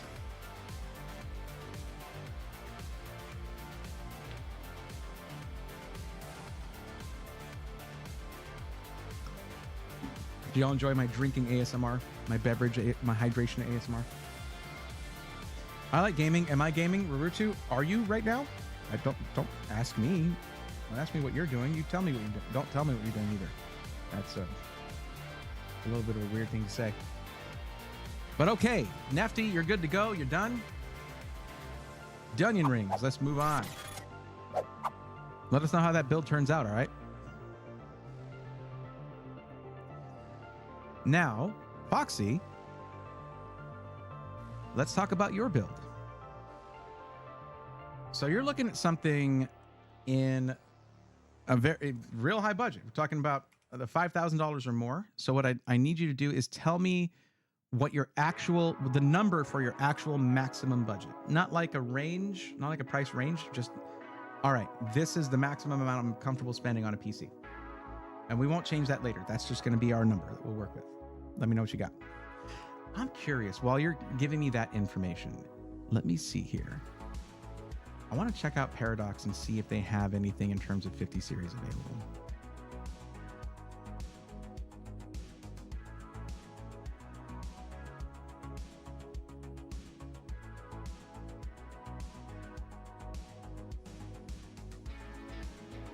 No, what do y'all ready to ship? No ready to ship PCs. Okay.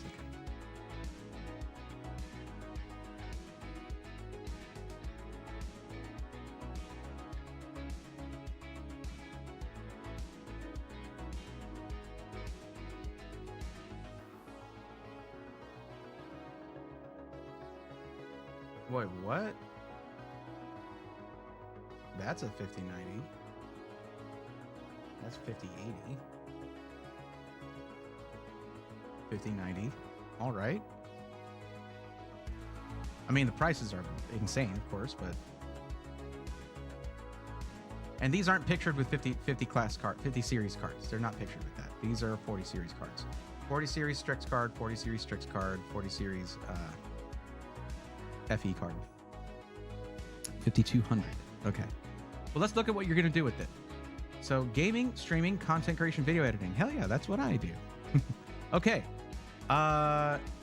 So where do we need to focus? Let's talk about this for a bit. When those are all the focuses, right? When those are the things you're doing: gaming, streaming, content creation, in video editing.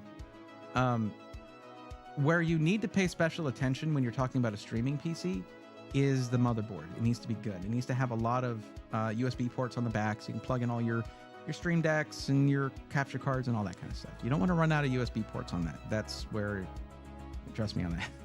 Been streaming for a while. It's a pain. Video editing, you need to have a good capacity of RAM and a lot of cores in your CPU. Now, when you have a PC that's not just for one purpose, then it's not going to be the best at any of those multiple purposes, right? Well, I mean, you actually, that's okay. That's mostly for gaming. And where that matters here is in the CPU. If you're going to be using your PC for streaming and content creation / video editing, you're going to probably want to go Intel because they're on the top of the list when it comes to Premiere Pro, Adobe Premiere Pro, which is what a lot of content creators use. However, it really comes down to that as well. Do you know what video editing software you're going to be using for editing? Are you going to use DaVinci Resolve, Adobe Premiere Pro? What are we talking about there?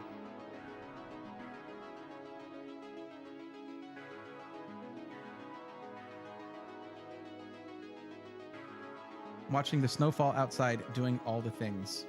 Sounds like one thing, honestly, or two. Yo, you lost me?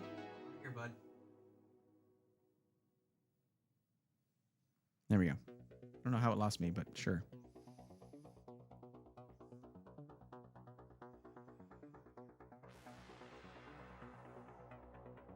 Rob came in with just half of a sentence. Said, and HEVC encoding. What? What are we talking about? It would be Adobe? Okay. So let me show you something here. I don't like to guess when it comes to people's hard-earned money. That's something I don't like to do. I like to make sure that I have all the information available to make the best recommendations possible.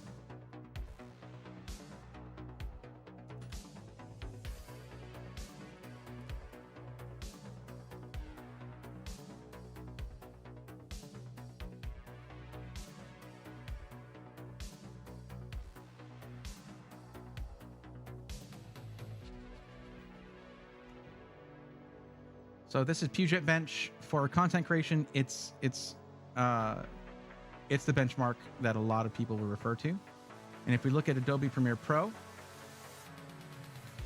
Intel owns Premiere Pro. Like, you have to get to the 6th result to see the first AMD CPU here.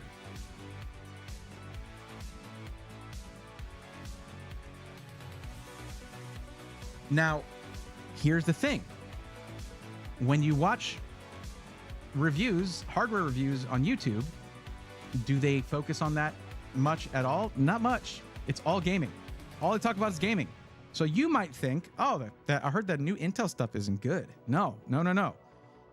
For gaming, it's not at the top of the chart. That's going to be AMD's 9800X3D. And let's just take a look really quick, actually, where the 9800X3D falls on Premiere Pro.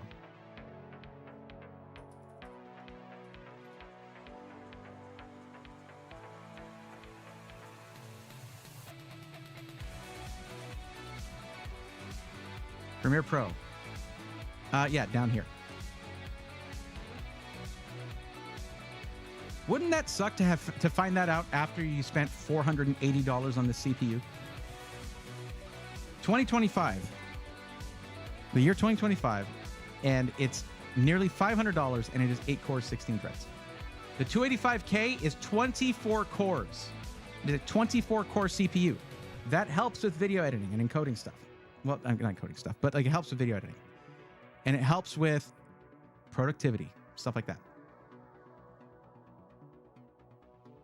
So that's what we're talking about. Plus, if you have a really complicated stream, you're running a whole lot of stuff, having extra cores, not a bad thing as well for streaming. So, but is it going to be the number one on the FPS charts for games, guys? Gaming, everybody. Just gaming is all there is. No, it's not going to be on the top of that chart, and that does not matter.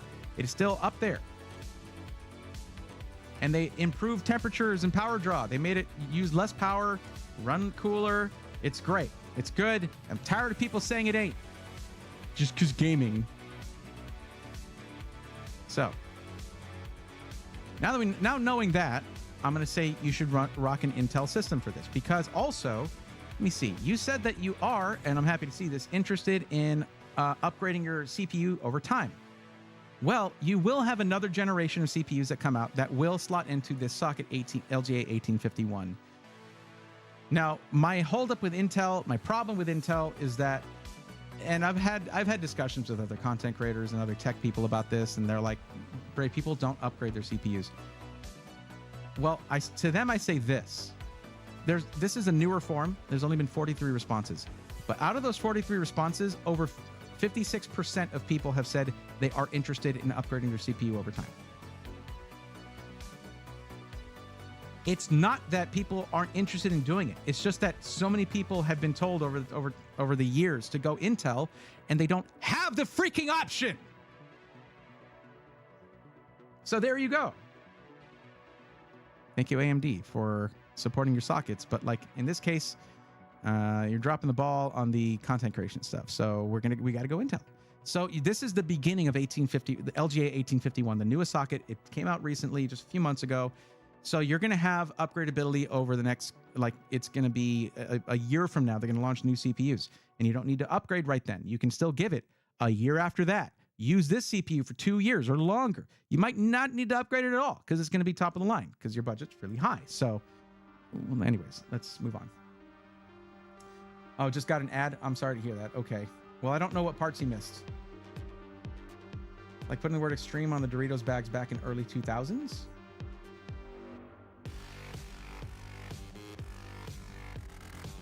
Sounds nice, Rutu. I'll be getting it tomorrow in Chicago. Oh boy. Yes, you do upgrade our. Some went from 1800X to 1500X 3D. It's a massive jump. Yeah, I've talked about that too before. A big difference. Okay. You caught most of what I said then. You caught most of what I said. But yeah, I'm going to say Intel. Foxy, I'm sorry. I tend to rant a lot. I do that. I'm passionate, right? Okay. But I was looking at Paradox, and it looks like if you want anything with a 5090 in it, it starts at 5600. So that's above budget. What color do you want your PC build to be? You want it in black.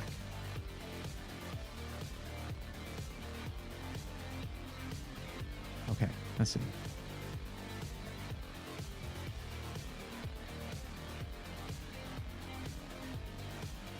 Now, I will say this, because of lack of availability of higher-end NVIDIA cards, 5080s are trickling in. Yes, some SIs have 5080s. 5090s are legends, spoken of in whispers. In that it's just you know they're the unicorns. You just can't get them. But I'm going to try something here. No, we cannot actually.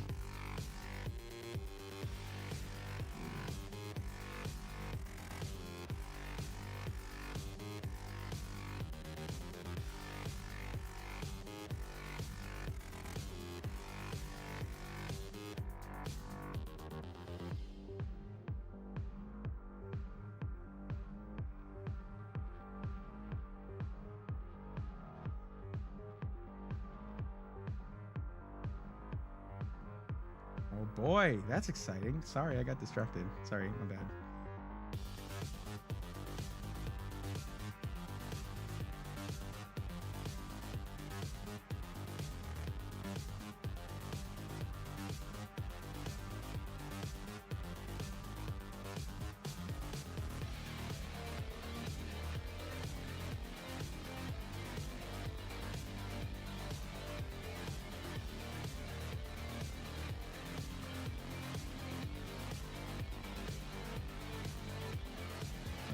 Looking at this.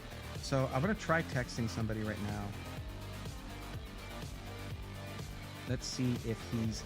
I'm gonna text Arpit from Paradox and be like, "You up?"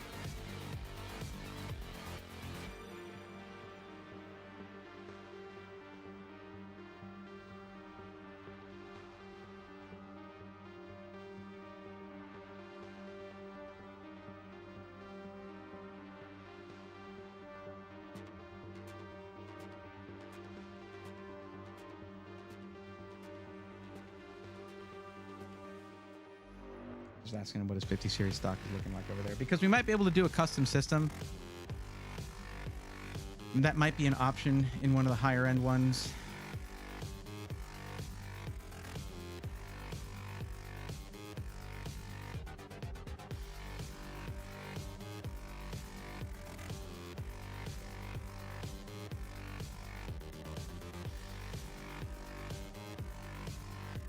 I do like the Vision Compact. That looks damn good.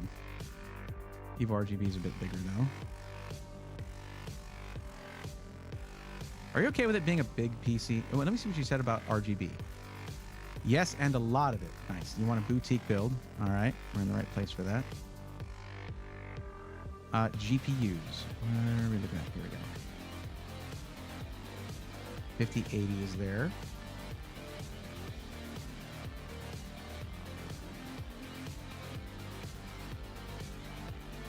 And there be the 5090.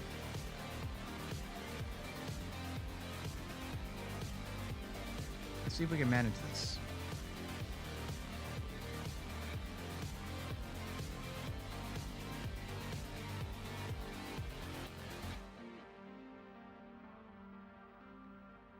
Oh, this is AMD. We don't want AMD. We want Intel. Hold up, hold up, hold up.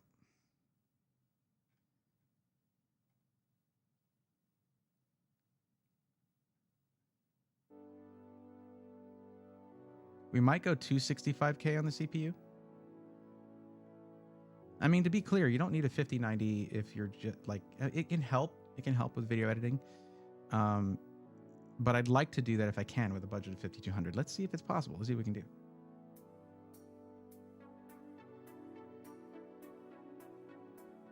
How much would I have to spend on a gaming PC pre-built to be able to play any game, majority of games? Tony, that's not quite how it works because that answer changes drastically depending on things like resolution. So look in the description of the YouTube stream, fill out that form, and you'll get on this form to get in line to get help. Currently I'm here, so you would be right here. Go ahead and fill that out. You can get in line for some one-on-one help. Currently we're on the 9700 370. Let's try 265K.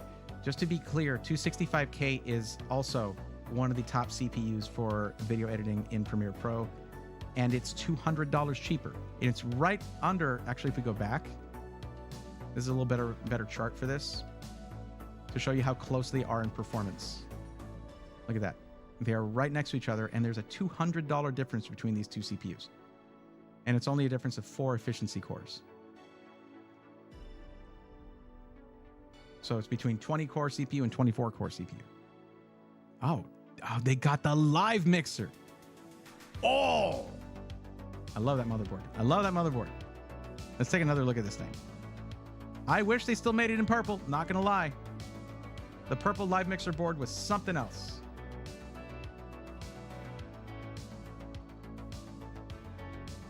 I mean, I like anything in purple. Look, I just got good taste. Okay.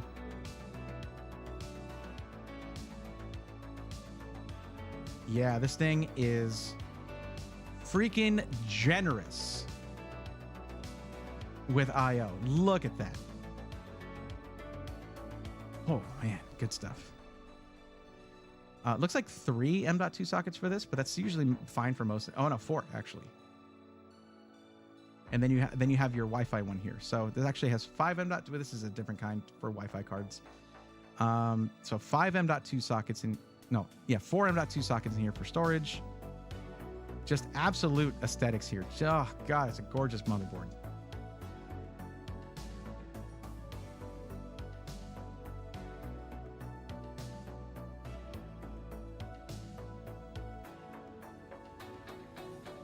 And, if I'm not mistaken,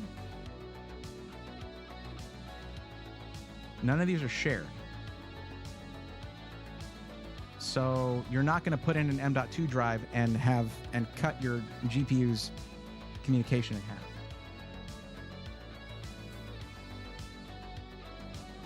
$2,700 for an Asus TUF 5090. Ouch. Araxinus, people are trying to charge $7,000 or $9,000 for these things. Like, remember tariffs. Remember tariffs have hit. Please try to keep that. Like, that's my thing is, I've been doing this for so long. when a new piece of information comes in, I just try to stack all that info so I go in with a good understanding and I don't freak out about the price like that. Because if you look at the 5080 on Skytech, it was $1,600 because AIB card plus tariffs.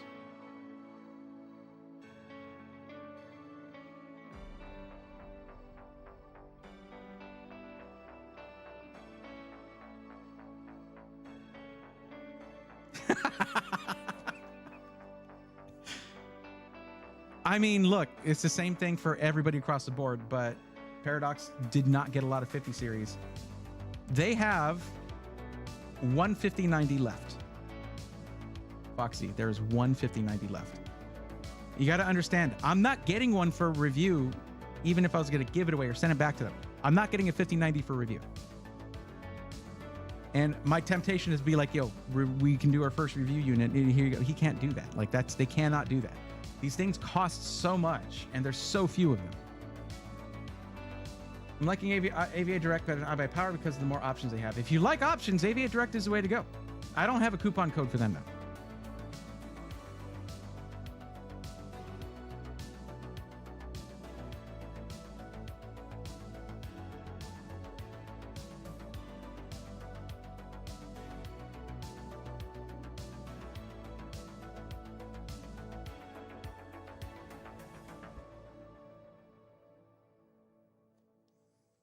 He's like, what do you mean?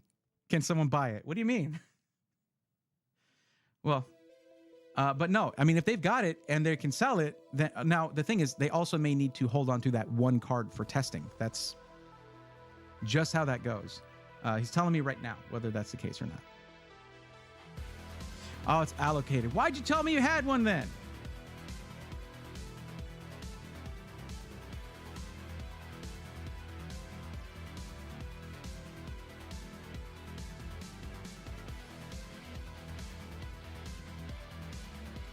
Damn. I got excited. It's okay, Arpit. It's a wasteland out there, man. It's rough, dude. I know. Okay, that one's allocated. They don't have the 5090 that I was looking at. 5080 should be fine though. Seriously. But yeah, he said their 5080 stock is good. And it's also going to cut a lot off the price that you can invest into other aspects of the build. Seriously, it's twice the price for a 5090 at base MSRP, which is not what we're looking at. Okay, so look, here we go. Right? 5080 AIB card, and it's an Asus one, the Asus Tough Gaming, plus tariffs, $1,475.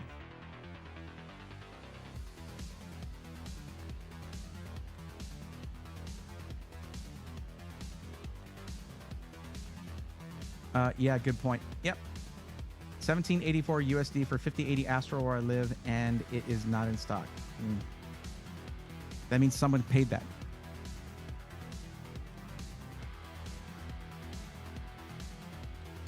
And no problems, Intech. I'll have it fixed by then. But no, honestly, seriously, 5080, 16 gigs VRAM is fine for your use case. And if you get to here's the thing, listen to this. If you get to the point where you're doing content creation, video editing stuff, and making money off of that, you can then and you get to a point where you're like, this GPU is not enough, I want to upgrade it. Then you're making that, it's basically paying for itself to upgrade. 5080 is a solid GPU, and while I do believe it should have been higher than 16 gigs of VRAM, they didn't raise the price from the 4080 Super. Now the price is higher, but then again, you could get 4080 Supers for there were some 4080 Supers that were like $1,300. How much is a tariff for that? No idea. So we got that selected, and it has dropped the price down to $3,780. Oh my God. Oh, yeah. No, you know what? Forget the 5090. All right? Forget the 5090. Look at this right here. $3,780 instead of, what were we at? A lot more. Now we can go with the higher core CPU, which does help you in video editing. There you go. Bam. Now you have the top of the line Intel Core Ultra 200S CPU. Why does it keep dropping down? Stay up. Up there. There we go. Not that high. There we go. I like the Lian Li Edge power supply. That's cool. Do you like the look of this, though? You said you wanted a lot of RGB. That's a lot of RGB.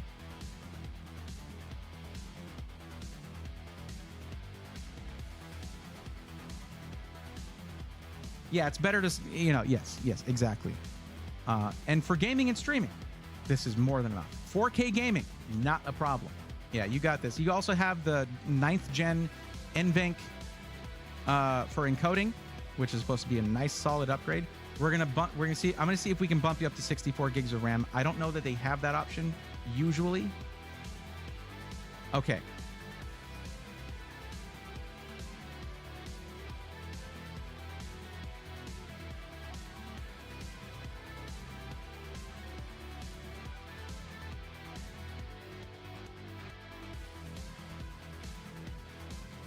Okay, so you said within a month. Their current wait time, Foxy, is 3 to 4 weeks for the PC. That lines up perfectly with what you said. And they are a boutique builder. You said you did want the better quality parts, better attention to detail in the build, all that. The downside here is that I need to see if we can request higher capacity of RAM. This doesn't really work for a video editing rig with any level of seriousness. Well, I mean, if you're just getting into it, yeah, 32 gigs will work, but you want 64 at least when you really want to get into it.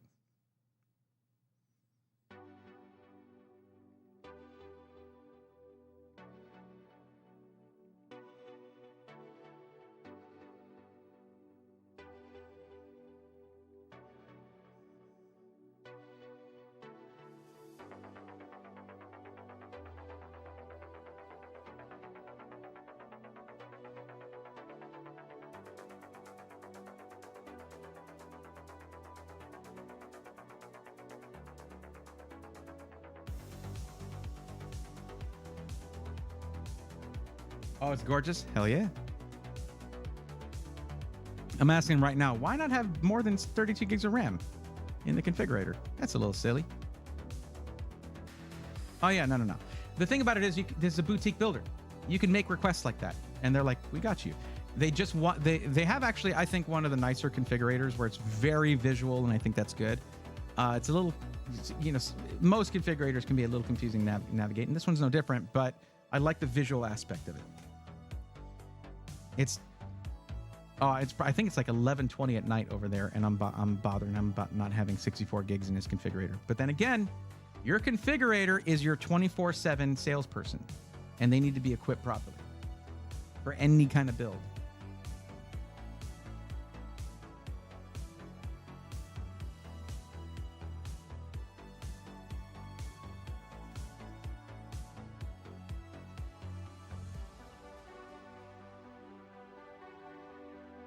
Draxus, what's up? I'm good. How are you? Just streaming on the Twitch and on the YouTube. A little more people on Twitch right now, actually, but hey, that's how it goes. It's funny because it was at, I think, 40 on YouTube and 20 on Twitch, and then it switched to 30 on YouTube and 2 on Twitch. Did 2 people from YouTube switch over to Twitch? What's going on? Do y'all do that whenever it's boring like this? I'm boring, right? Sometimes I'm boring. It's okay. Do y'all do that sometimes? You just like switch around from back and forth? Should I go with Intel AMD for gaming and streaming? I can't make my mind up. Just gaming and streaming, you can do 8-core 16 threads like a 7800X3D, 9800X3D without a problem. If you want to do really complex streaming, though, you might want to consider Intel, going that route.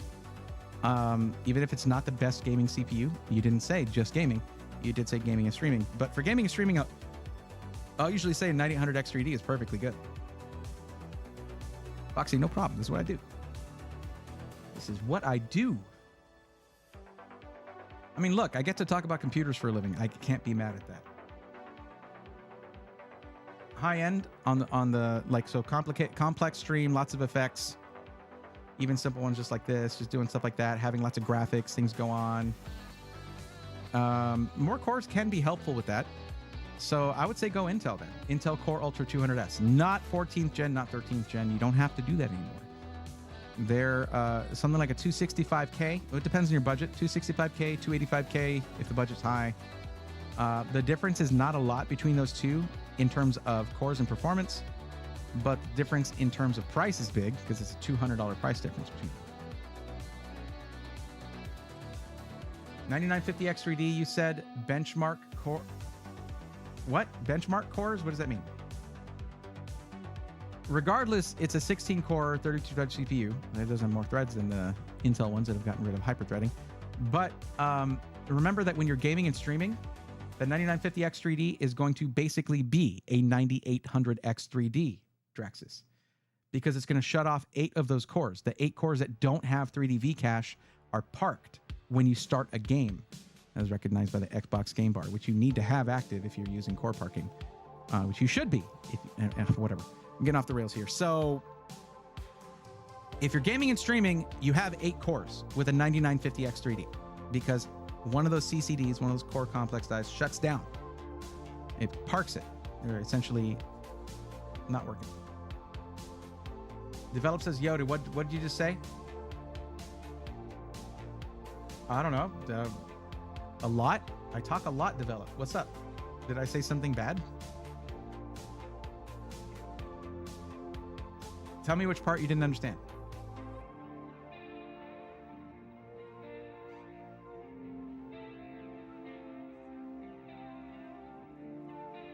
Okay. Develop, if it was only good for workstations, it wouldn't have X3D at the end of the name.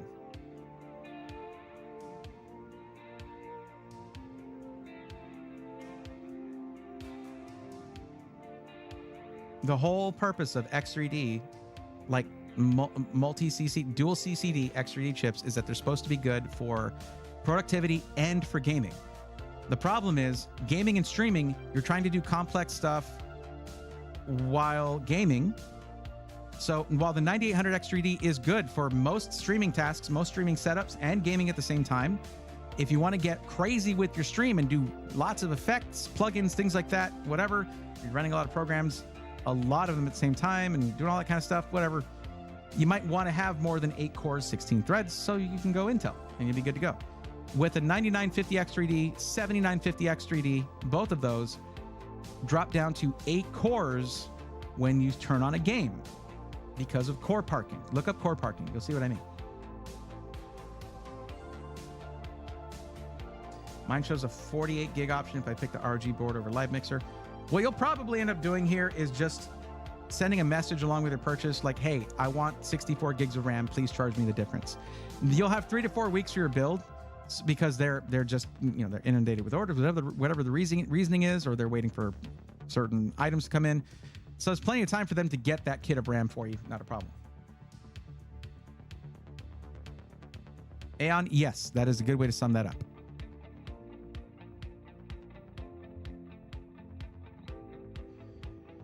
So I guess we'll just run this as it is, and you can just talk to them and be like, hey, I put in this order, but I need 64 gigs of RAM. Please charge me the difference. Let's go.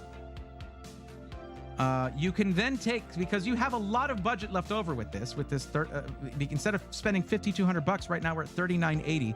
That means that you can do things like pumping up the storage. Having more storage in your system is great when you're editing video, because then you can have a drive that's dedicated to raw footage, projects, things like that. And like your main drive is where you put your games, your OBS, all that kind of stuff, all your assets. It's pretty nice to be able to divide those up. This is a nice AIO. It is really nice. This is a nice case. It's already done. This is a boutique builder. You start off nice. Like, that's just how it is. If you want to have the cables here that look like this cable anyway, then you would need to choose this option here for the streamer cable from Lee & Lee. Just the motherboard cable here. It is bright and it's a lot of RGB. I'm going to throw it in there because we're way under budget. We'll throw some into and here we can go to a 4 terabyte drive because we can just do that. Oh, that's right. They have the T705s. Those are crazy.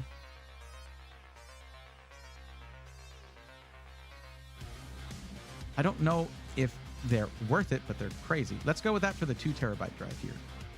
Yeah, it's not it's fine. Core parking. Is it a mistake to go with AMD because of that? Does Intel beat AMD? It never boils down to a sentence of just like, does Intel beat AMD? I mean, except in gaming, AMD beats Intel if all you care about is gaming. but like without context, does Intel beat AMD? I don't know. In what? If you ask a specific question, like does it beat AMD in Premiere Pro? I can show you a chart like this and say, unequivocally, yes, Intel is better than AMD. You have to go all the way down here to find the first AMD CPU here, okay? But you need to add context to your questions, so I know what you mean. Why would the RAM in the configurator change based on the motherboard? Depends. I don't know. It's a quirk of the configurator, I guess. Lone Black Idol, how's it going? Patrick, just want to jump in and say all the parts are officially here. Stuck with Western Digital Black NVMe and also ordered the Inland one you suggested. Nice. Congrats. Outlaw of Torrent says that's a nice PC. You're right about that. Patrick, you're welcome for the recommendations. No problem. Streaming and gaming 4K high-end. Okay, 4K gaming, don't even bother with an X3D chip. It means like almost nothing in 4K gaming. That is completely GPU bound. Get the Intel one because you're talking about you're going to have more cores. It's going to run nice and it's going to run cooler than the previous gen for sure, and it's going to have more cores. Period. Get the Intel one. If you're gaming at 4K, it's all work for the GPU. The CPU makes almost no difference. Imagine a chart like this where they're all at the same number, just flat like that. That's what happens to CPU testing at 4K.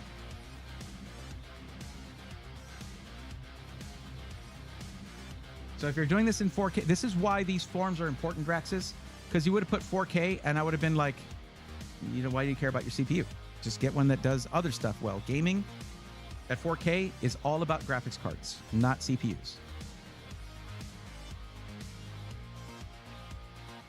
If you want a little bit more detail, basically at 4K, the graphics card can only puts out fewer frames per second, so the CPU has less work to do. It's less of an element in that equation, less of a variable in that equation.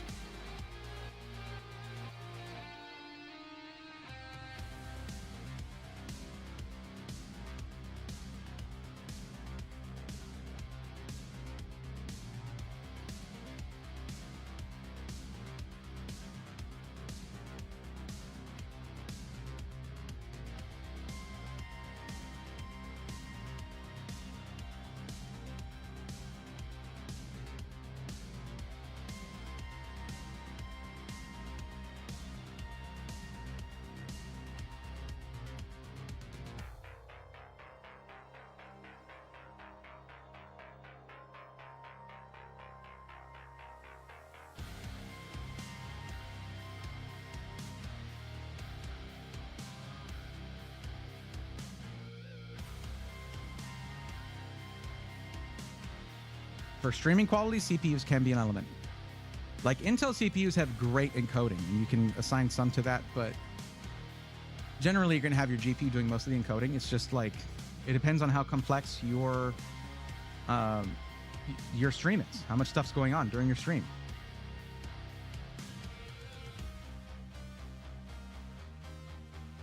I ended up buying a hot, touchscreen portable monitor for $100. So far, it's working great as a second screen for YouTube chat web surfing. Cool, Outlaw. Nice. Okay, and Arpit said, of course, you can request after the purchase to do 64 gigs of RAM. They got you. No problem. I can upgrade their order after they place it, or they can message us for a custom invoice. There you go. That's a boutique builder for you. Now, the question is, do we want to add additional storage or not? I would say you can, if you want to.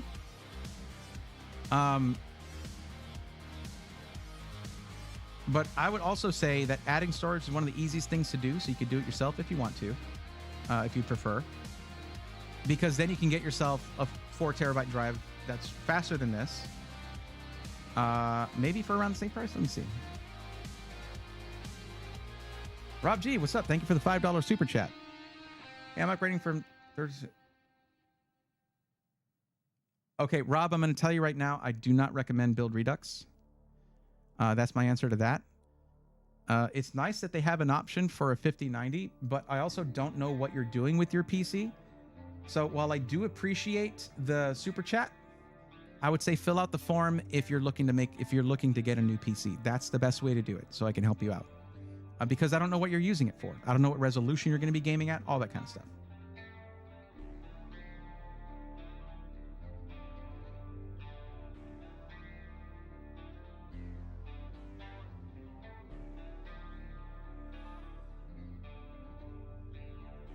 NVIDIA GPU for NVENC and Intel CPU, you get QuickSync. Yes. That's why Intel CPUs win at Premiere Pro. It leverages QuickSync.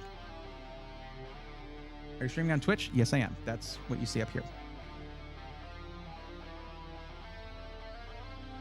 Okay. I'll let you decide whether you want to add more storage. Like if you want to put a beefy 4 terabyte drive in there, 4,000 megabytes per second is fine. But I think the P3 Plus is... Oh, I was going to look at something. Hold on. I was going to find this for you. If we go here, start to build, clear it out. And we go to storage. Go to capacity. Say we look at a 4 terabyte Inland Performance Plus. $299.99 has onboard VRAM. You can't see it because of my big dumb head, but there you go. $299.99 has onboard DRAM rather. Has better speeds than this drive here, and it is $25 more. I would just do that because adding storage is really, really easy. But if you don't want to ever have to open up your PC, you can just add this thing right now for $275. It's a decent price for that. Well, I added it, but I mean, okay, we'll clear that out. There's your build, though.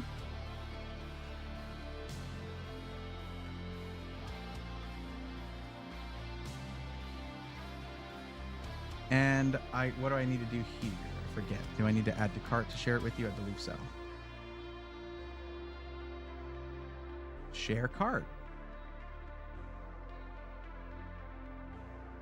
Look at that. Look at that. Thank you, Angel. Appreciate that. Yo, thank you, Lombacaro. Please, I appreciate that. Thanks for watching on the Twitch stream, too.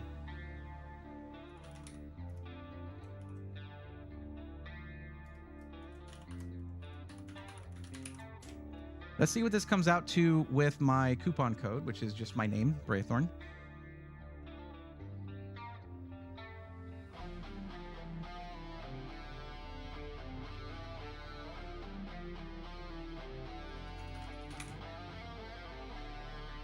How much does that take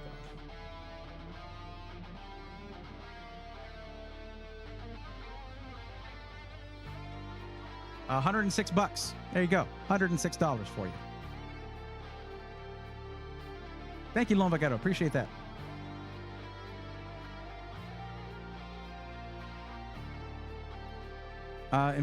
If the new Intel CPU have iGPU, yeah, that's why it doesn't have an F on there. If it's say 285KF, that has no iGPU. If it is 285K, it does have it.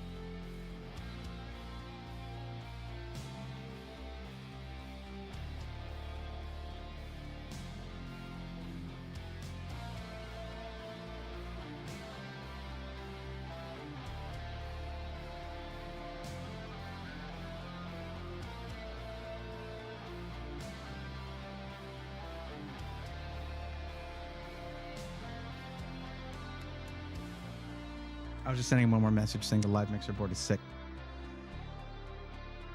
Well, there you go, Foxy. You're good to go. Do us a favor. We don't get enough feedback on Paradox Customs builds. I mean, it's all positive feedback, but if you do this, everything goes well, or if it doesn't go well, actually, if there's an issue and then they fix that issue, that's even better because then you get to hear about that.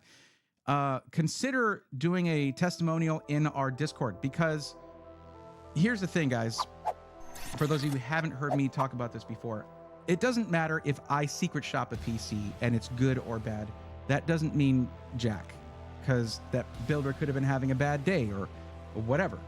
Because same company can send one PC and it's great and then another PC and it's not great. What matters is what they do if that happens, if there's a problem. How do they handle that? That's what we need to know about. And of course, they're going to tell me, oh, we do a great job. I have a YouTube channel dedicated to looking at pre-builds. Of course I can say that. What matters is how you feel about that. How you feel about the experience. How did it work out for you?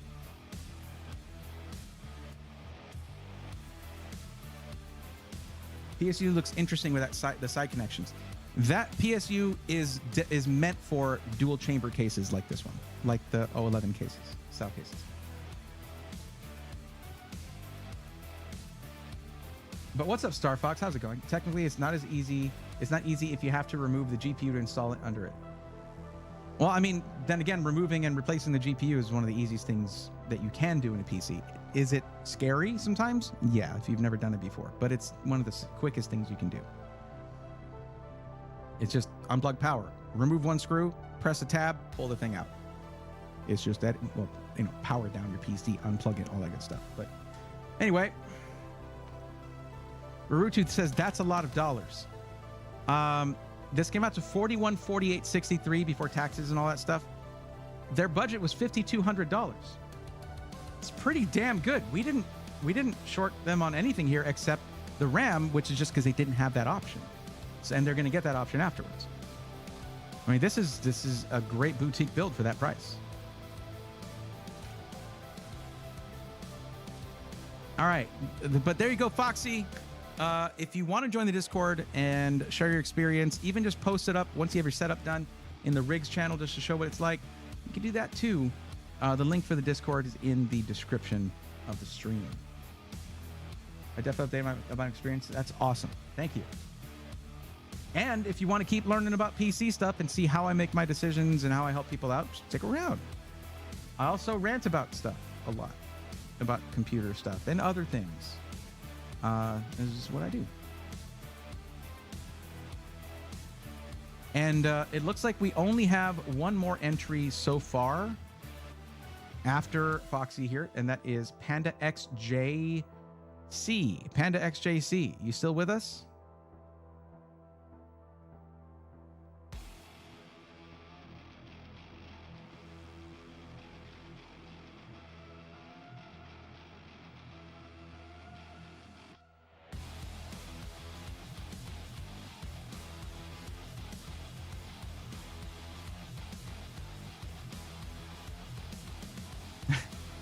So I told Arpit, I was like, that Z890 live mixer board is sick, dude. He said, facts. We have the B850 and Z890 live mixer. And I was like, I missed the purple, though. Okay, looks like it's time for me to manually run an ad break on Twitch again. Boy, I love babysitting this. What's up, Chainsaw Scorn? You're right in time for me to, dang it, run an ad. I'm sorry. It just keeps people from having pre-roll ads when they come to check out the stream. I'm very sorry, but Chainsaw Scorn, it's 60 seconds, and we shall be reunited. Did you get ads when you came in? If you did, I'll wait. I'll wait a few minutes. I'll wait a few minutes. It's all good. In fact, I'll snooze this auto ad break.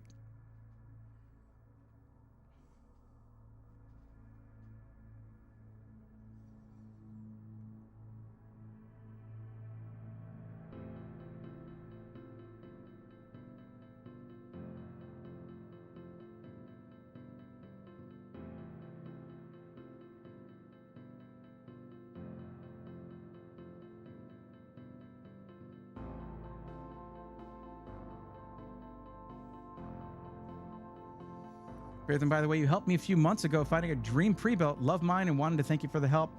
Chainsaw, that's awesome. Is this like a high five? I'm not, well, I feel like I'm hitting, I don't know. High five. Awesome.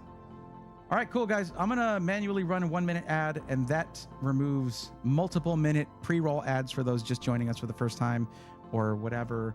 Let's do that. And I'll be here, though. 60 seconds. We'll be back together. I can't wait.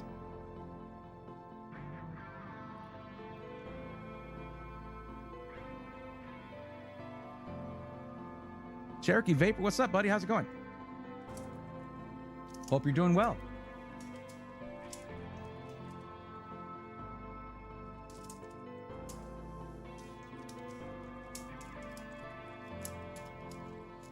See, for those who are subscribed on Twitch or are watching on YouTube, and I don't know when the hell YouTube does ads. I had no idea.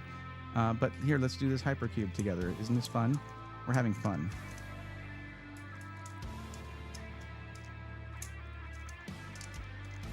Let's do it one-handed. Actually, I usually do it the other way. Let me see. There we go.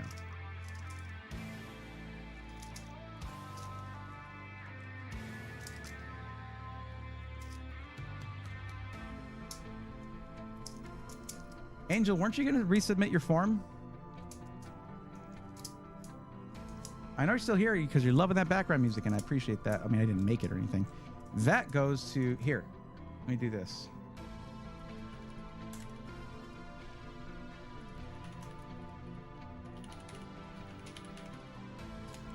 That is a link to the background music. You can actually play it during your streams with no copyright claims. You can use it in you can download it and use it in your YouTube videos or any kind of content with no copyright claims. It's just awesome music. Anime and Sleep __ X says, I just bought a pre-built today thanks to you, and it's going to be here Friday. Hell yeah. Congrats. Also, welcome back, chat. For those who were in the ad. Yeah, what'd you get?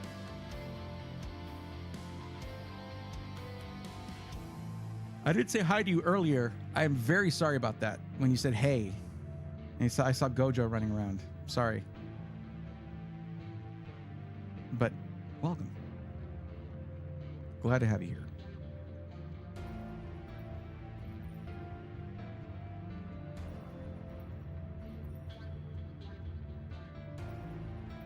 Now, what I want to know is whether I should, because I'm not usually the type to say, hey, give subs, everybody, or use those Prime subs. But what about this? What if someone, what if I say this? Someone gives 10 subs on Twitch, I'll do the next hour of the stream using this voice. What do we think? What's up, King Pug? How's it going? It's got a new PC. My uncle's coming to help me set it up around this weekend. So excited. That's exciting. Very good. Congratulations. But what do you think, chat? What do we think about that? I haven't used this in a long time. You see, what this is actually,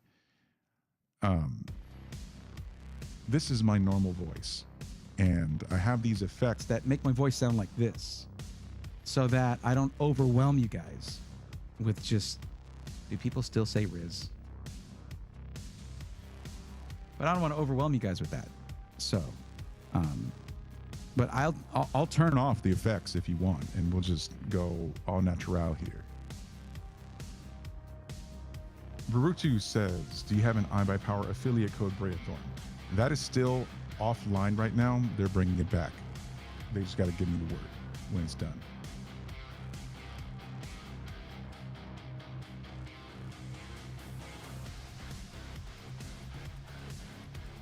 What, King Pug, that is a mess of letters and numbers.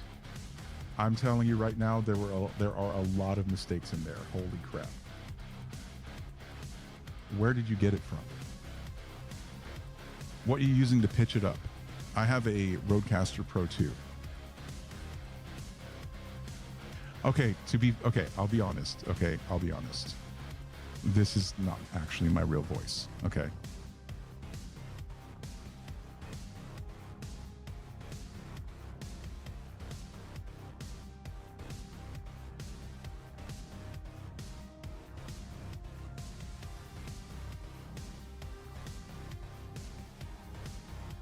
It's actually this right here. And as you can imagine, that's a problem. So I have to actually pitch it up twice. So yeah, not great. So there we go, right there. How's that, guys? Is that good? Is that, hold on, maybe a little higher. Is this good right here? Okay. All right.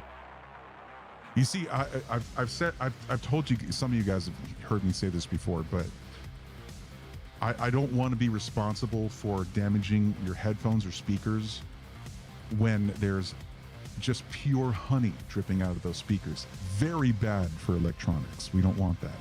So I'm just trying to protect you guys. Hosty says I should be a talk show host. Should I? I have wanted to do a podcast for a while. just never really got around to it. Oh, hold on. I'm getting a message from the FCC. I'm not allowed to use my unfiltered voice. I'm sorry.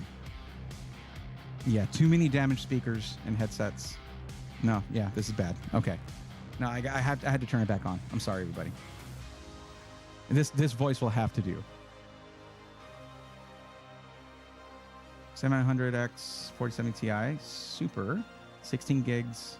Oh, 16 gigs of VRAM, 32 gigs of DDR5, and 2 terabytes storage. Very nice, Animated Sleep. Very cool. What are you using? What are you using it for? What are you doing with it? What's up, DJ King? I mean, you know about pitch shifting already, so just going by the username here. That's all. King Pug, just tell me where you got your pre-built from and like the model of it. Like if it's Azure 3 or something from Skytech. Just let me know. You don't have to give me all the specs necessarily. I'm just waiting for Panda XJC to let me know they're still here. Panda XJC, are you still here?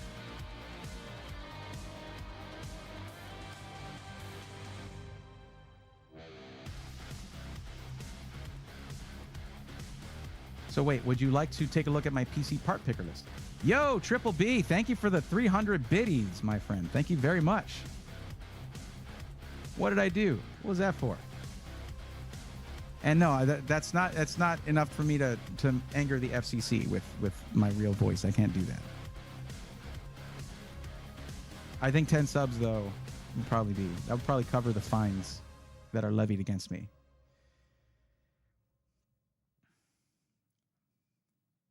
Keyshawn Larson says, may I ask a quick question? That was one right there, but yeah, sure, go for it. XGTOE? Is that X670E? X670E, right? Gaming Plus Wi-Fi? Ew.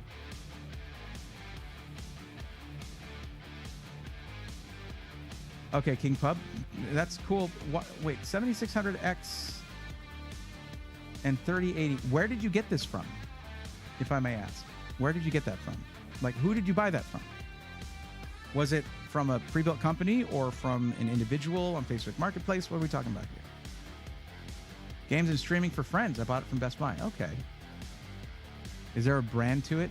Anime and Sleep? Is it like I Buy Power, Cyber Power? What do we got? But yeah, Lone Vaquero, is that PC part picker list you're talking about right here?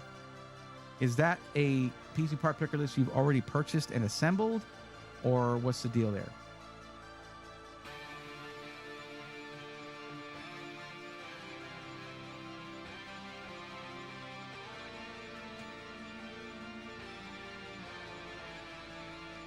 Why do I just have this ball head on my desk? Why do I have that? I need to clean my desk, guys. It's really ridiculous right now. I Buy Power Y60. Okay, nice.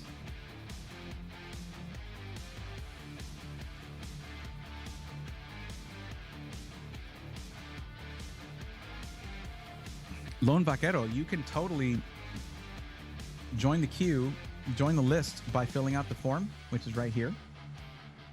And that will actually prompt you to answer some questions that you should be asking yourself before you purchase anything. But then I'll have that info and I'll be able to give you an actual good recommendation. I can evaluate your PC part picker list in a meaningful way. Keyshawn Larson, ask away. I am waiting with bated breath your question.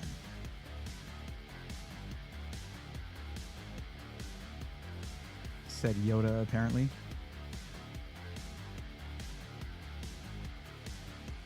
Probably need to trim my beard. It's probably time. It's time, everybody. These lights are just a little bright. Now, hold up. I know what I need to do.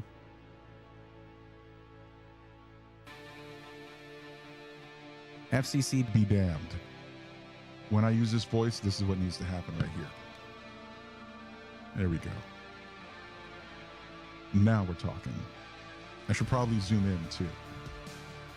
Hey there, chat. How's it going?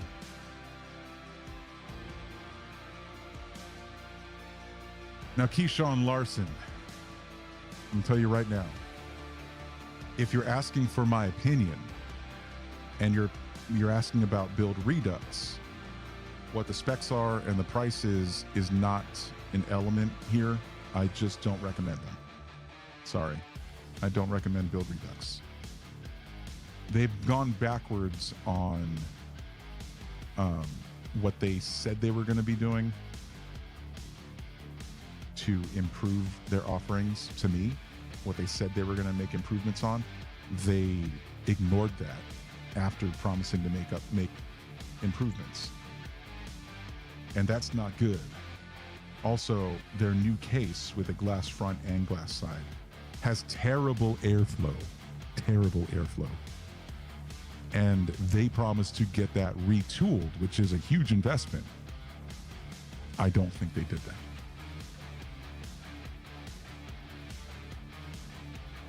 I hope that was understandable.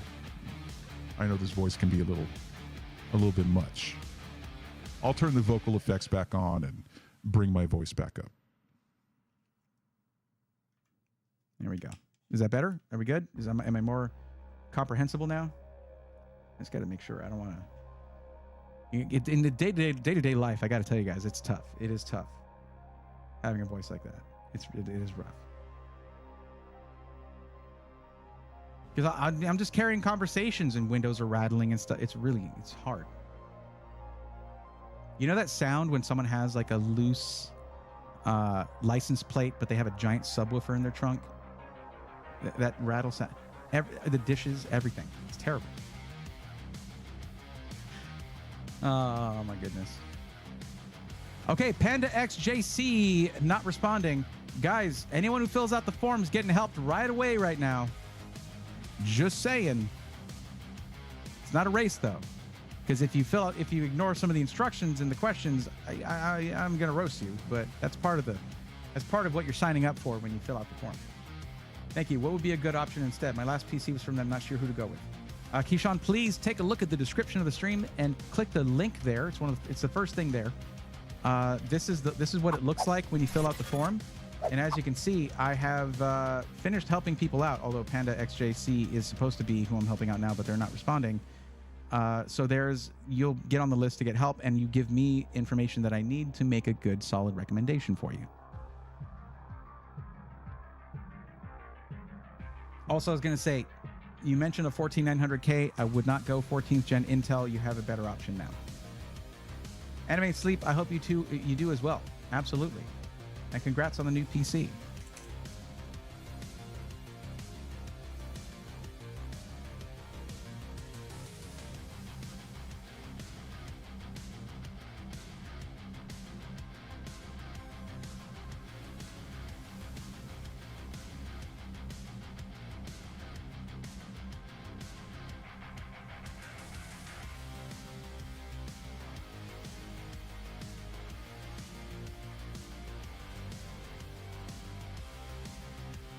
Well, okay, we're just gonna hang out. We're just gonna hang out. Yeah. I guess. Hope that's fine with you guys. So how are you? I am fine.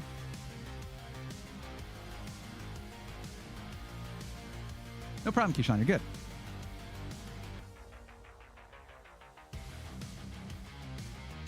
What time is it anyway?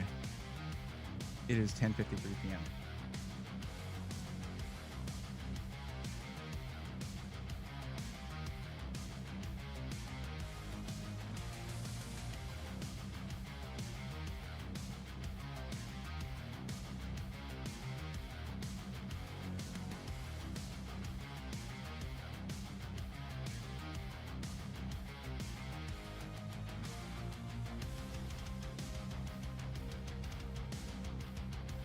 Oh my gosh, that was a good stretch. That feels good.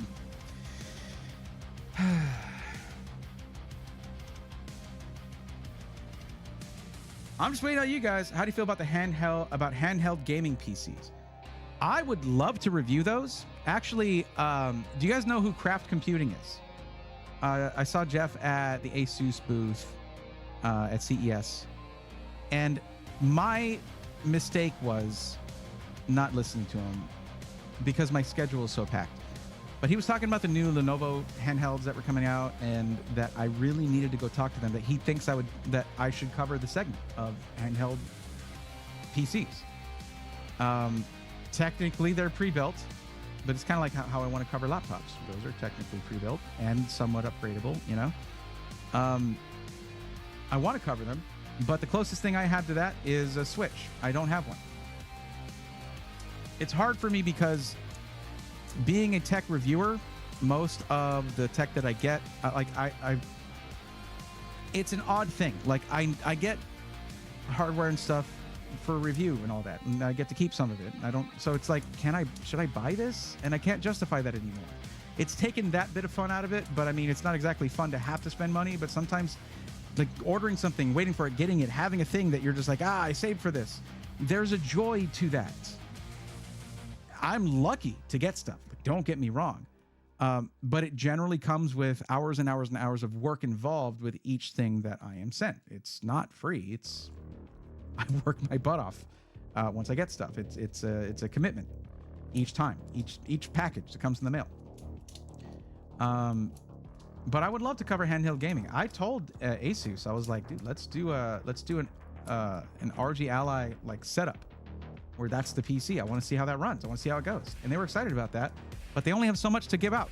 And there are people who are on YouTube who are way, way bigger than me. I'm not a big YouTuber.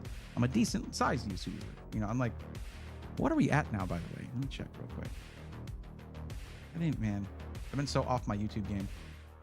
Looks like we're going to be hitting 38K soon on YouTube. That's not bad, but like compared to over 1 million, it's not much.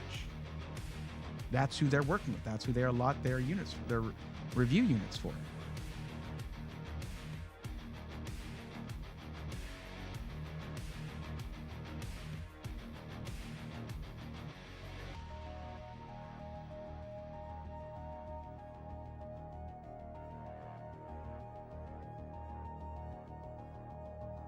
Anyway.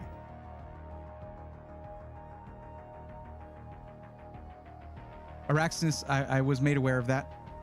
That hat I actually had made for...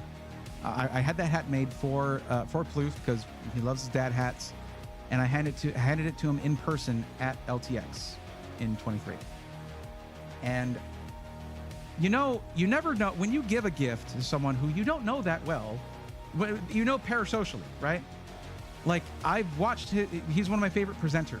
Like, love watching his stuff on LTT. But he only barely knows me. Like, I chatted with him just a tiny bit still at LTX, like the day before. And then I'm just giving him a hat. And he seemed genuinely excited, but you never know. Well, he's worn it for like 4 videos or 5 videos now. And I'm just like, man, I wasn't trying to do product placement. I was just trying to give him something he would like. But man, that is so cool to see that on the channel. That is really cool. You got it, Robert. Thanks for hanging out. Only have a Steam Deck, and the new handhelds are coming out. It's exciting stuff. It is. All right, there we go.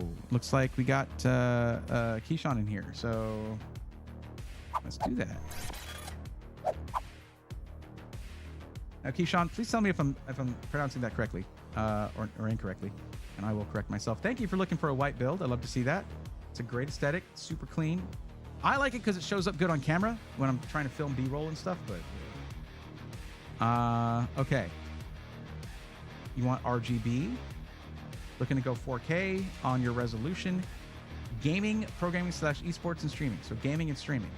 Budget of $3,000 to $3,500.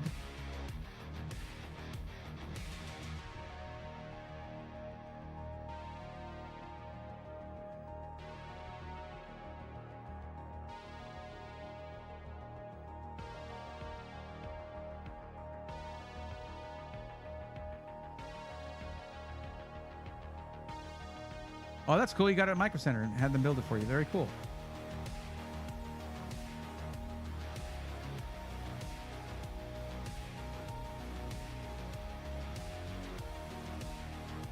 How long ago did you get that?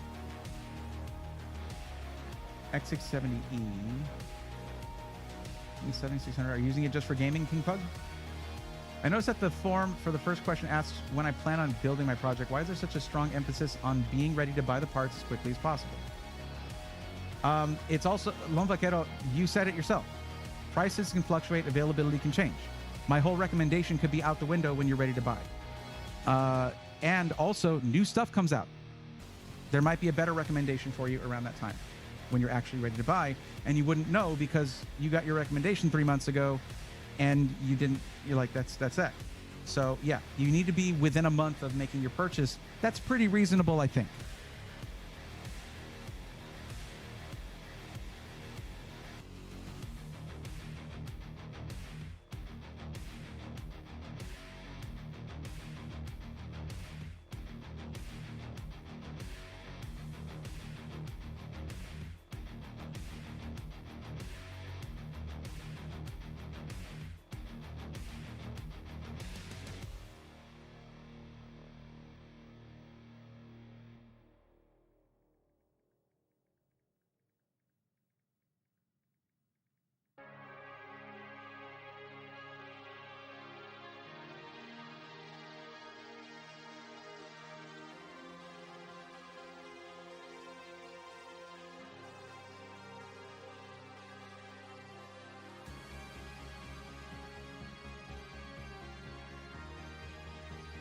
Yeah, Vaquero, basically, if you're thinking like, oh, well, I need help figuring out what my budget is, I can't tell you what that is. I can't tell you what your budget is.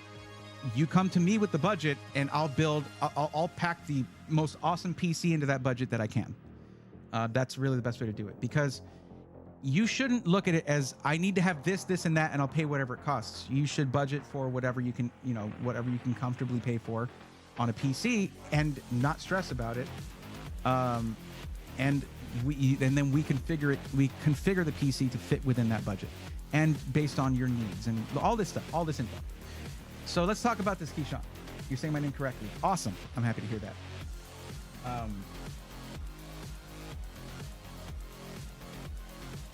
Okay, Lone Vaquero, no problem. Plus, I mean, we got new GPUs coming out next month, and probably the month after that. So, well, no, this should be on the 20th. I think 4070 Ti, 5070 Ti is coming out on the 20th. And the 9070 XT and 9070 should be early March. Not sure where the 5070 fits into all that, but probably a little after that. But anyway, let's do this.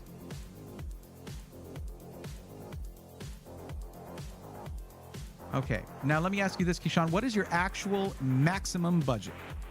Now, not a range, but like the actual maximum like number. You're like, oh, it's 3,400 or 3,350, whatever that number is. The reason I have a range like this is just so that these charts make sense. So it's just so that this chart makes sense. I don't want to have things looking like, where there's a lot of little slivers. I need to have actual numbers I can work with. But once you're in here, you can actually give me the actual amount that you're comfortable with.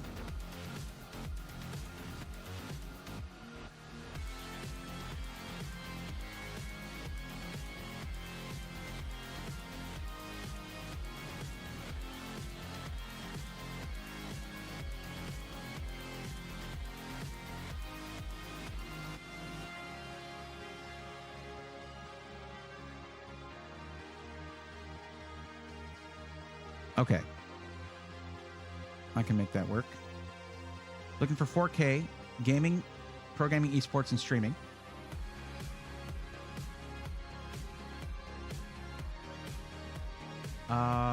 Let's see. You want a lot of RGB. You want it in white. I know where to go. I just did something like this. Actually, look at that. This one, we can bring it down a little bit, but it came out to 37, 27, 60. Let's edit one of something like this, or let's make something like this.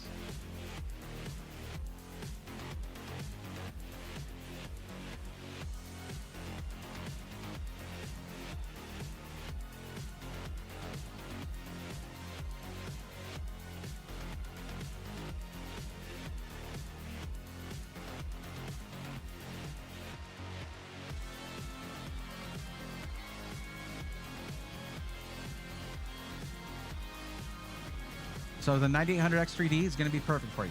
It can do gaming and streaming, no problem.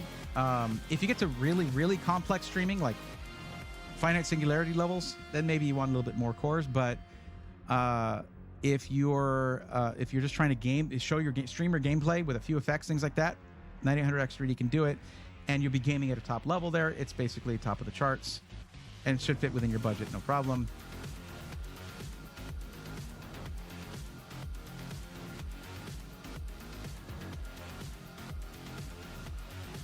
And we can do a 5080 here.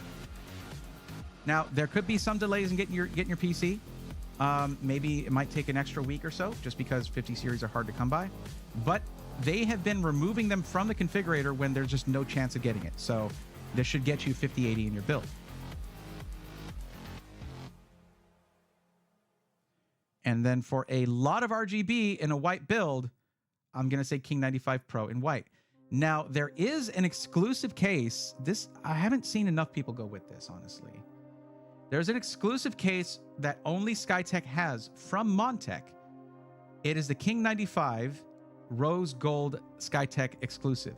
It is a case that has white and then sort of a rose gold finish on some of the parts. Let me see if I can just find you a picture.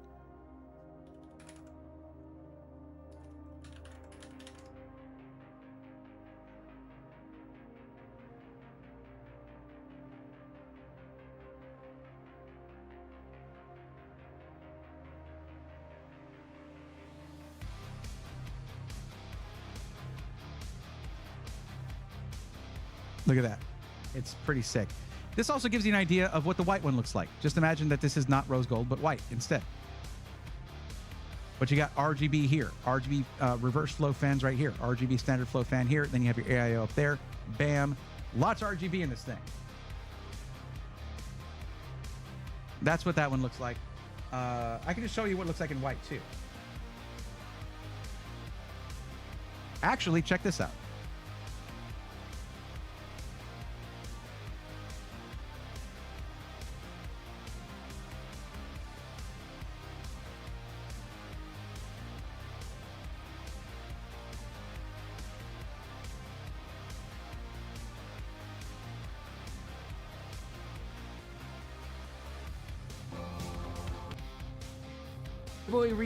Retweet after. Haven't had a valid price.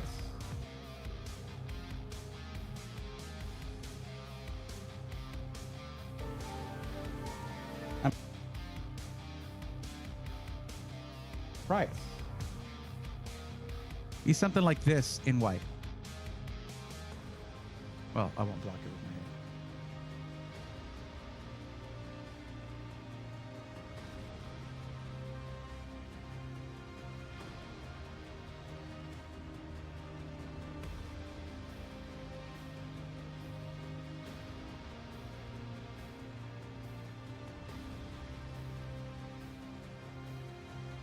Well, then in that case, won't waste. Okay. Yeah. Good.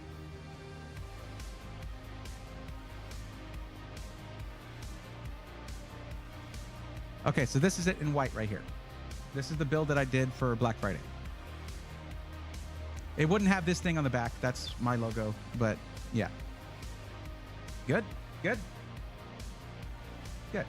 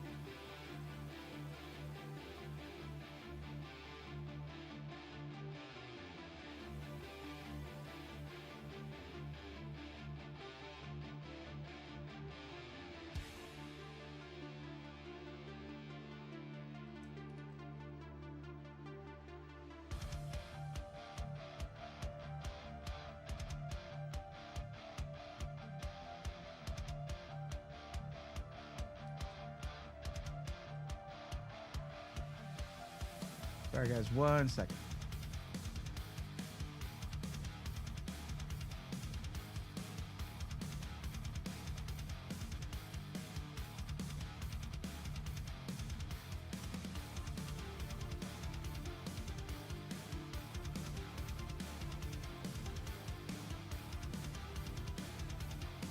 All right. If I'm not mistaken, it does change colors, right? What, do you mean the lights? Yes. I would love to Yeah, see. you can SkyTech actually see them keep this changing on. colors here.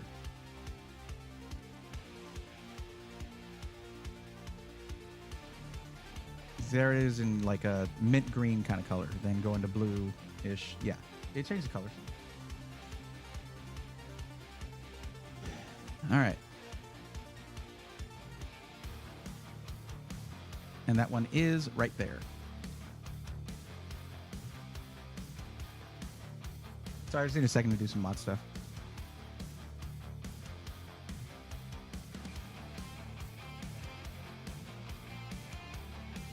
Cooler is ridiculous. No, the price, it's awesome, but the price is too high. Let's go with the same cooler I used in that build. It looks really nice. Let's change the motherboard. I'm going to take a look at the I/O on this one real quick.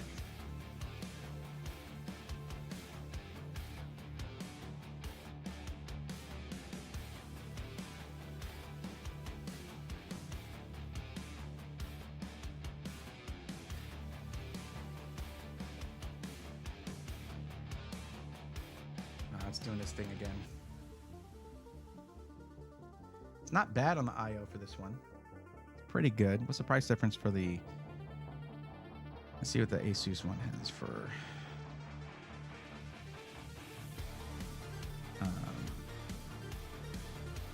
Why did the price change so much? Why did the price go up so much? What happened? Yeah, it's the motherboard. Okay, well, a little bit anyways. Don't worry, there's still other stuff to change. There's still like a 4 terabyte drive in there for no reason, so we're going to fix that.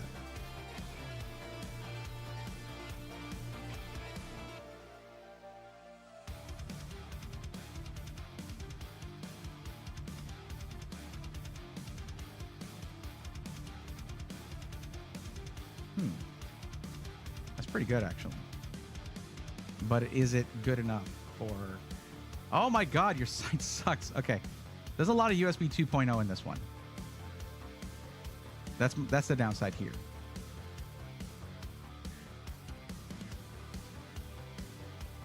Dual USB 4. There are 9 USB Type A's, but only 3 of them are fast.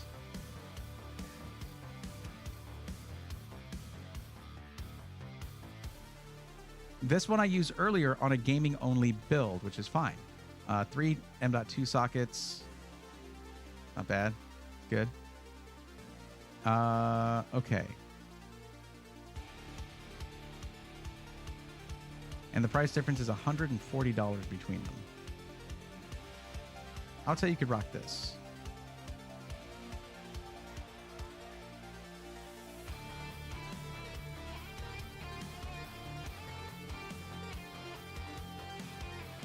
What's up, Swarm Nerd? How's it going?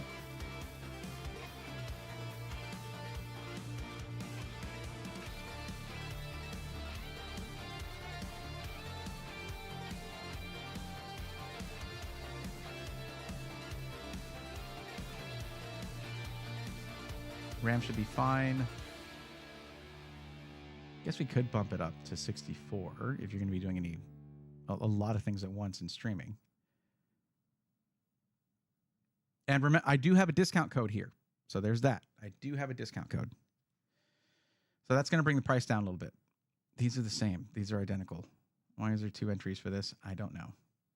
It'll match the build better. Gives you extra RAM. Better to have it and not need it than need it and not have it. What else was there?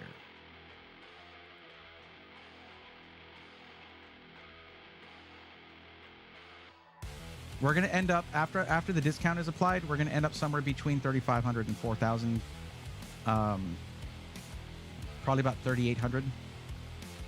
So let's try that.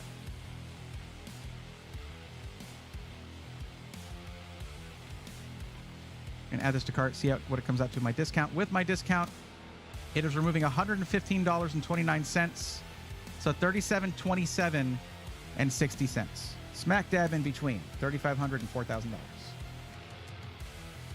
How does that sound to you? Now that is with a 5080, which if you look at the 5090 as a unicorn, you can't buy right now.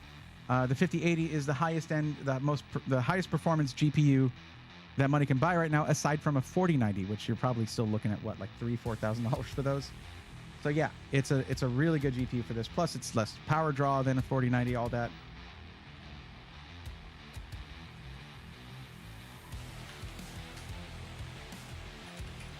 And if you consider multi-frame gen, it's going to get higher frame rates on a 4090 very likely. I need to see that.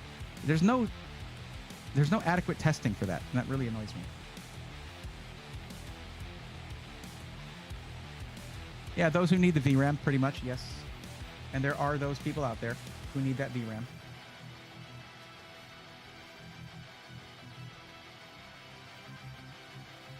Swarm Nerd, they're only struggling to outperform 40. They're not struggling to outperform it. Like 5090 outperforms everything. The 5080 is what everybody's complaining about because they're ignoring multi-frame gen, which is a thing that legitimately exists. All right, there's your link for the build, Keyshawn. And the code to get that discount is SWARM. You just enter that when you're checking out.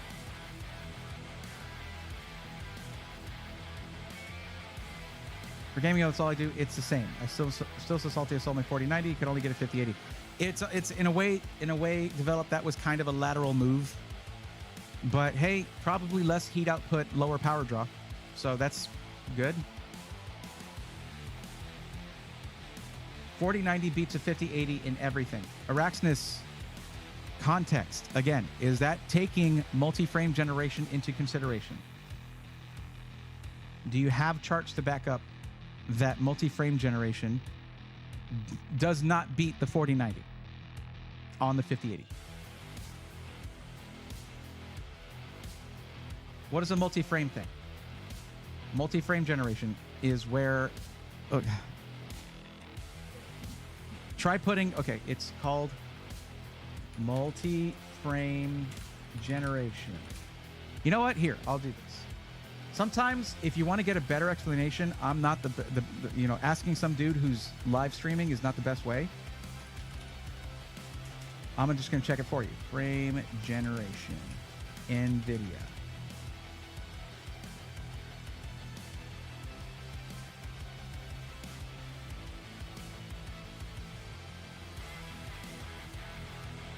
Well, here we go. It's NVIDIA's thing. It boosts frame rates while delivering crisp, high-quality images that rival native resolution rendering as part of over 700 RTX games and apps. Okay, what it does... Okay. It generates up to 3 additional frames per traditionally rendered frame, working in unison with the complete suite of DLSS technologies to multiply frame rates by up to 8 times over traditional brute force rendering. Essentially, you can take a game that's running at like 60 FPS and get like 200 out of it. People, the thing is, the big discussion everybody's complaining about and talking about and just like going crazy over is like, oh, they're fake frames. And they can't wrap their head around the fact that this is also fake. This is also ones and zeros. It's not a photograph. It is not a camera pointing at something. It is generated by the game engine. And that is extrapolated upon by MFG, multi-frame generation. It's just a new way of rendering graphics. And NVIDIA wants it to be a thing. So guess what? It is going to be a thing. It's not going anywhere. And just like with ray tracing and upscaling, both of the other GPU manufacturers are going to copy them on it. It is going to be a thing.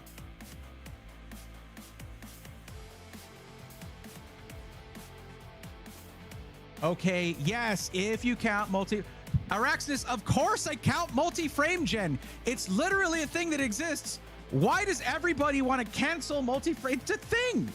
I don't know why people are so mad about a technology that lets you buy a 5070 for $550, probably, maybe, and you can get way higher frame rates as part of the package. How, if you, what do you mean if you count it? It is actually irresponsible to not count it. And like, I watch every review and I'm like, I get it. I get it. If you want repeatable testing with minimal run-to-run variance, you kind of have to just go with raster. But you can't just write off a pretty much revolutionary technology because you don't like it, but also because maybe it's not as repeatable in testing. That's what NVIDIA should be helping with, rather than having, they should have open source testing for this. But what is it called? The frame monitor, frame something. They have something that takes into account multi-frame gen, and it's closed source, so nobody wants to use it. What's it called? Frame Sense? What the hell is it called? Frame something.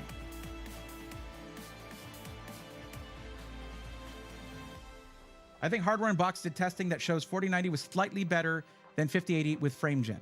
Okay, well, Ridge Reaper, thank you for pointing that out. I need to go watch that, but I'm going to check something real quick.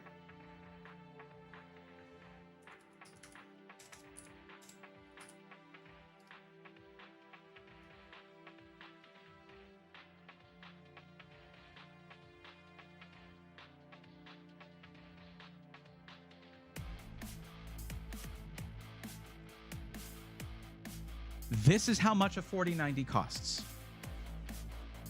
Okay. Now, in terms of the situation that you were in develop, you should have kept your 4090.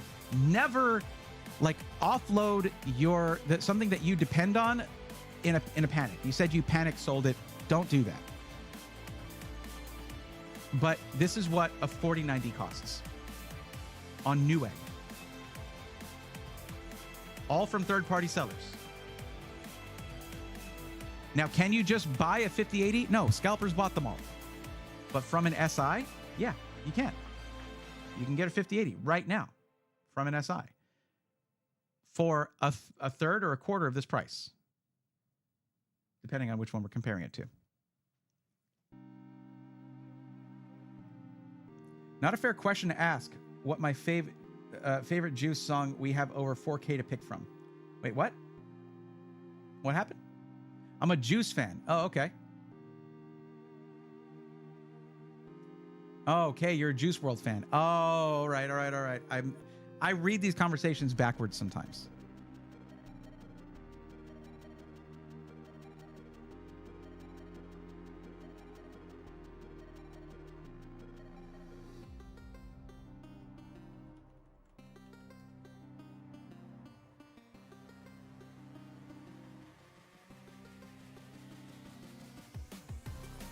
You're right, but I don't think most 4090 owners are trading their card for 50 series to use multi-frame gen. Keyword most, keep in mind. Well, because, like, look, I don't think anyone can argue that reviewers set the tone, the dialogue. Everyone waits with bated breath to see what Steve has to say about stuff. And yeah, that was me. And I still, in a lot of ways, am like that. Steve is great. I still watch Gamers Nexus like every video they put out. But they lean into negativity. He has to lean into negativity. That's where they exist in the algorithm.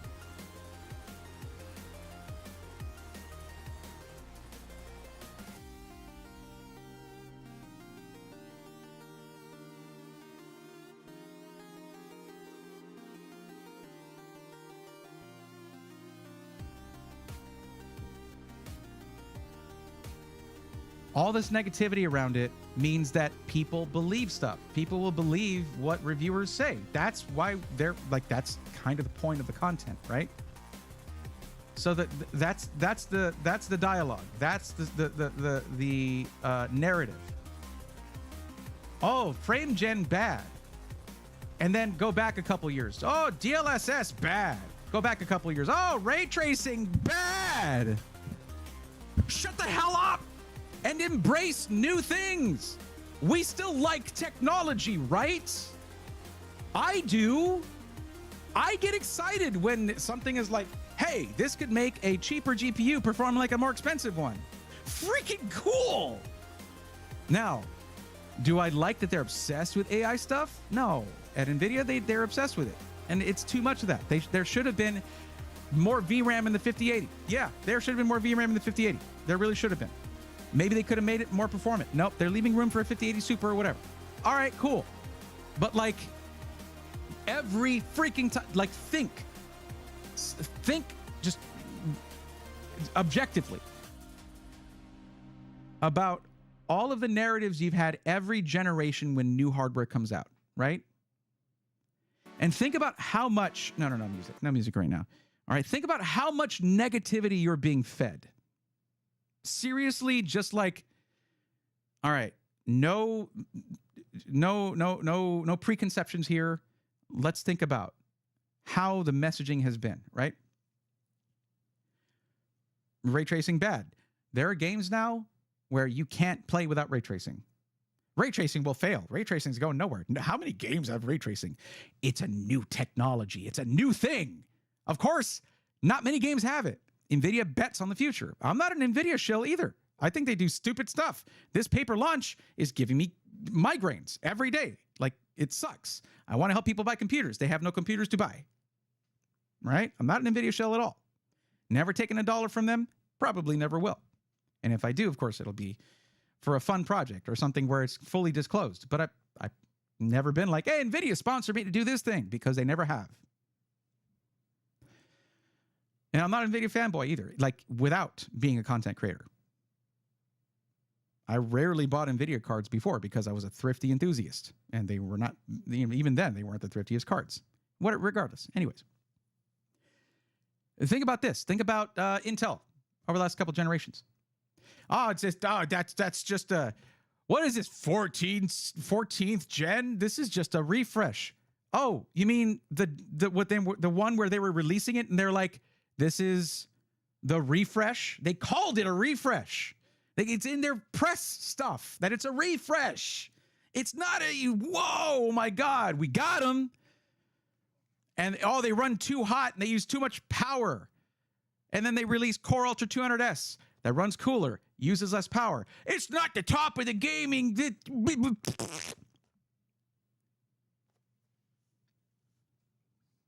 What? What? You wanted this. And we asked NVIDIA for more FPS in their mid-range cards, right? We wanted that. We thought that 40 series kind of fell flat in the mid-range until 4070 Super, right? Right? And like, all right, 5070, multi-frame gen, 200 FPS and whatever. And we're like, boo, it's not how it's supposed to be the way I think, I was told to think.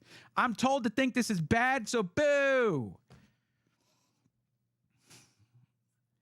Like all this negativity in the tech space, sometimes it's needed, okay? The Newegg thing, yeah, needed. Asus and their RMAs, freaking needed, okay? Gigabyte exploding power supplies, very much warranted there. Get the pun? Warranted for warranty, whatever. But every product launch, oh, there's instability issues. That's always like that. It's like these guys who've been doing videos for so many years do not know the term early adopter woes. It's not perfect right out of the box. It runs electricity through it. Nothing that does that is perfect ever. So I'm a little salty about that whenever it's just like, and I'm not calling you out as an individual when you say, well, if you include multi-frame gen, I'm not calling you out as an individual for that. I'm calling out the general landscape. I'm calling out the community. I'm calling out my fellow content creators. When I say that we got to get our freaking heads out of the sand and understand that we need to be more realistic. Arguably the biggest company in the world, yeah, they took a hit with DeepSeek. Whatever. Arguably the biggest company in the world wants this to be a thing. It's going to be a thing. Their competitors will copy it. That's happened time and time again. Is it perfect at launch? No. Do they fix their drivers? Yes. We've been doing this. This is not new. Oh, but there's a driver update and it had a problem. They'll fix it. Does it suck for people who are affected? Yeah. Welcome to PC gaming. That's PC gaming in a nutshell. Guys, you know how many driver updates have come out that were like, oh, there's a vulnerability now, or oh, it lost performance in the That's just drivers, man. You know how many freaking ones and zeros? How many ones? All the ones and zeros. So many.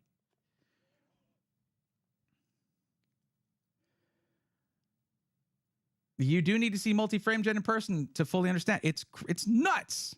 Is it perfect? No. Is it new? Yeah, it's not new because we had frame gen. We had we had 2X, right, with 40 series. NVIDIA has been building up to this for a while.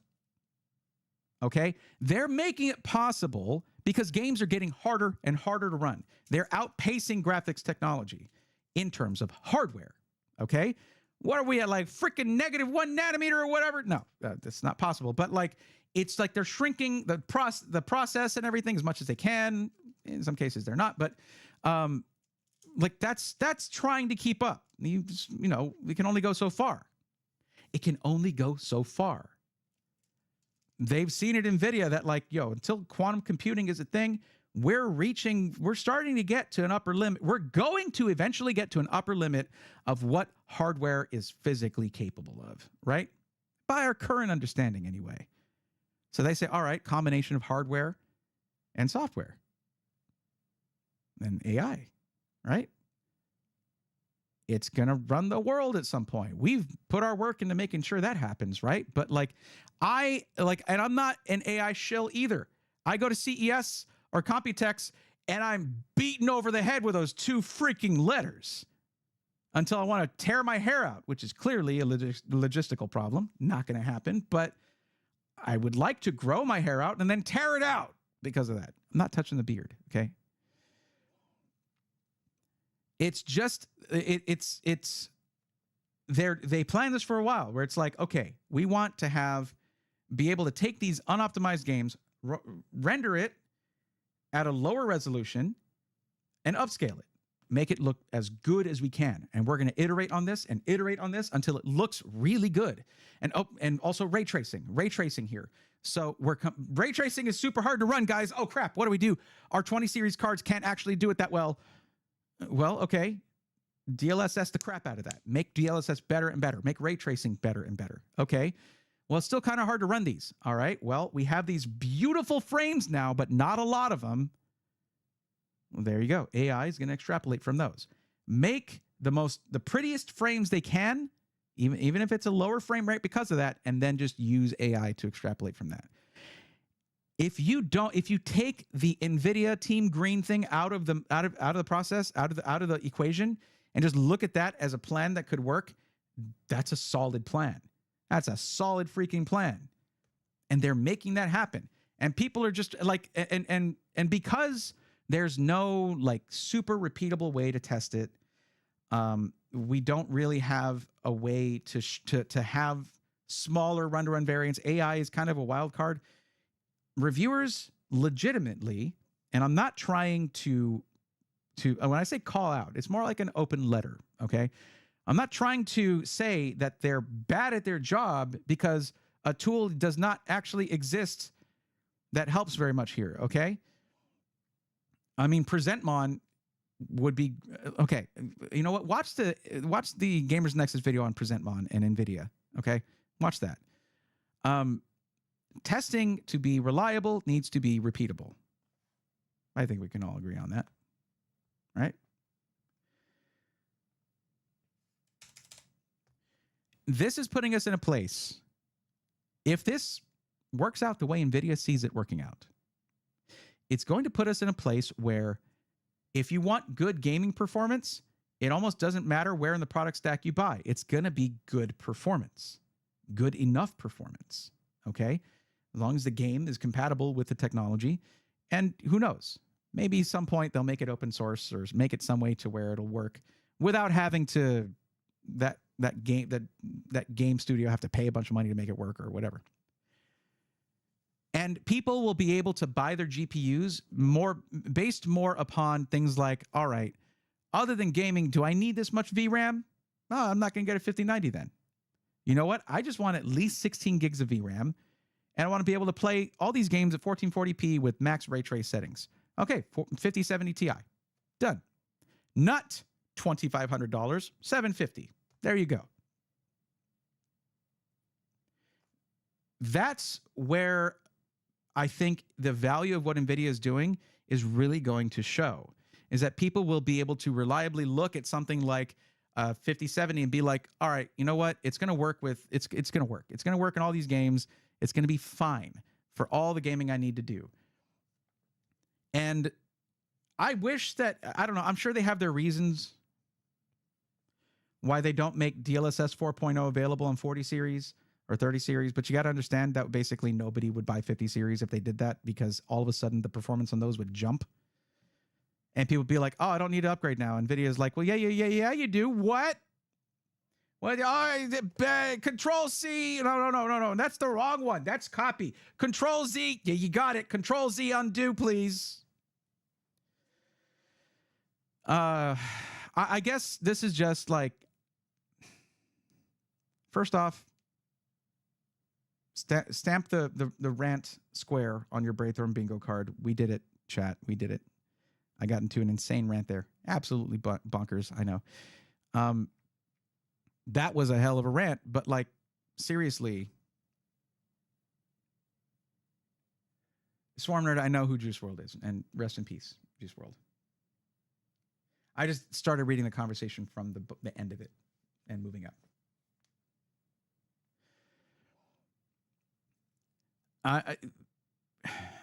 If NVIDIA does this, if this works, their reluctance to make a lot of 5090s makes a kind of sense. Because if you can get performance that is adequate, like if you have a 144 hertz monitor in AAA titles, like in Cyberpunk, why do you need 240 frames per second? It doesn't help you. Why would you need that? Well, can the 5070 hit 144 hertz at 1440p in Cyberpunk? It probably can with multi-frame gen. Okay, we're going to find out. And in fact, I may be possibly getting a 5070 Ti to test. Wonder of wonders, I know.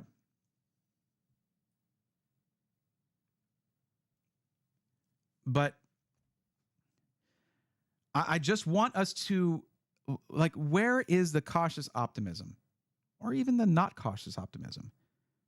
Like, this is the kind of technology that, like, young me, imagine you're a kid and someone tells you, like, this thing can make pictures and then the AI can make more pictures out of it, runs super smooth, and it's not, well, I mean, if you look at the lower end ones, it's not crazy expensive. Like, look at how smooth that is. Wow. And that's AI doing that? Yeah. I'd lose my mind as a kid. Are you kidding me? They made like Skynet, but the good guy, I guess. Or like not evil Skynet. Jury's still out on that one. Where is that sort of optimism that we had, or like that excitement we had when all PC stuff was new to us? Those who are now cynical and jaded about this stuff. Where is that wonder, that excitement? This should be causing that, but we're so programmed to immediately be cynical about, yes, one of the richest companies in the world, and you know, Captain Leather Jacket up there. We're so programmed to be cynical about this stuff. And yes, you should be analytical with your purchases. Of course you should be. But if you step back and really look at the overall tone of all of this content, we're being force-fed negativity from every direction. I might be like the only YouTuber who posted a positive video about Intel Core Ultra 200S. Specifically a 265K. Isn't that weird? Shouldn't there be a lot of different opinions Shouldn't there be multiple varied opinions? Why are they all the same opinion? What the hell? AI is great and all, but if kids shouldn't be using it, you know some will use to get assignments done. JC, Levels JC, I'm just talking about gaming here. I'm just talking about gaming.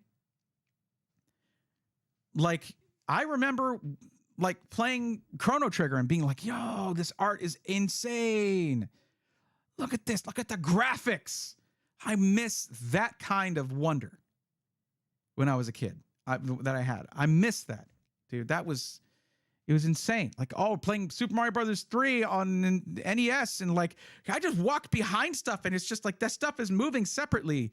Like, they're giving us magic frames and we're like, magic is fake. I mean, it is. Roby did too, posted a positive video, Ultra 7 265K. Of course Roby would. Roby's the GOAT. Of course he would. Roby's, and when I say creators, you got to understand there's exceptions to this, okay? Like, I look at, Wendell. Wendell he doesn't come in with one big message like, click on my video. No, he's like, oh, this is good because of this reason and bad because of this reason. Hell yeah, Wendell. Dude's awesome.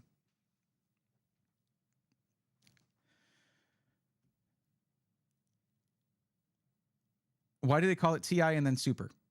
Well, there's a lot of smart people at NVIDIA, but whoever does the naming for their products, that ain't that person. And that's across like every major company. Oh, whatever. Anyway, I hope somewhere in there I made a point that stuck. I really do. There's no telling. It's all stream of consciousness, guys. It's all just like... It's emotionally exhausting is what it is. Araxis, I'm glad you're enjoying the combo.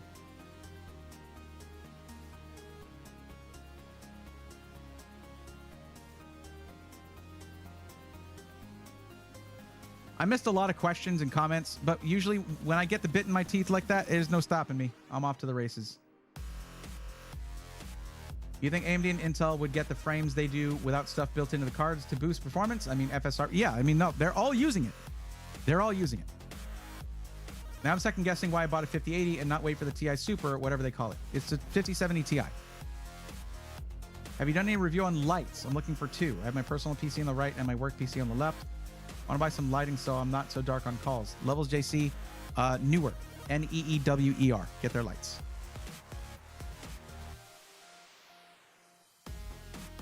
They're a lot cheaper than Elgato lights, but with a lot of the same features. They just don't work within the Elgato. Actually, no, they have integration with Elgato Stream Decks. You just have to do a little bit of extra legwork to get that working. Oh, ads, never mind. Swarm Nerd, first time you see me go on a rant? I do one like every stream. It's just not the whole stream. Okay. Kind of makes me want to sell my 4090. No, don't sell your 4090. The 4090 is still amazing. Unless you're talking about the $4,000 pricing. Mine's second. Oh, you're talking about songs. Yeah. Gonna go watch your video on the case. Thanking you for the help. All right, you got it. Sean, you're long gone by now. Sorry. It's another feature AMD and Intel are going to be behind on by at least 1 to 3 gens. Sigh. True. That's true. The thing is, NVIDIA is the trendsetter. But y'all have to admit, you got to admit, they do crazy stuff that is, like, objectively, without all the opinion stuff thrown in, objectively fascinating. Well, I guess that's subjective. Like, it's interesting to me, man. I'm excited about it. Oh, yeah, that's one big thing I have a problem with when it comes to PC parts. I swear to God, these companies need to clean up their naming systems. At least I don't cover monitors. Like, monitors are the worst. I mean, I want to. Might do an MSI one. I have one from Pixio I need to finish the video for. I might just send that one to the new video editor to have them clean it up, make it more fun and engaging, because he's really good at that stuff. Got here late, but it sounds like you had a good message tonight. I'll look forward to watching it. Nice Beatles shirt, bro. Hell yeah. You kidding me?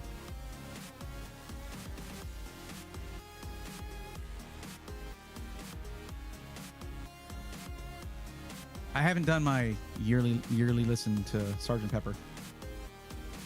I'm pretty sure it's my favorite one. Like, it's start to finish. That's such a good album.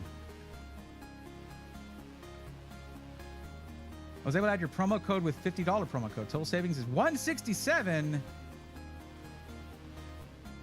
With shipping and taxes, $40.35. Yeah, the budget is before shipping and taxes, so that's awesome. And I think the shipping is free, so just the taxes that got you. It always will, right? But Keyshawn, that's awesome. I'm really happy to hear that. Did you choose to have them build it live on stream?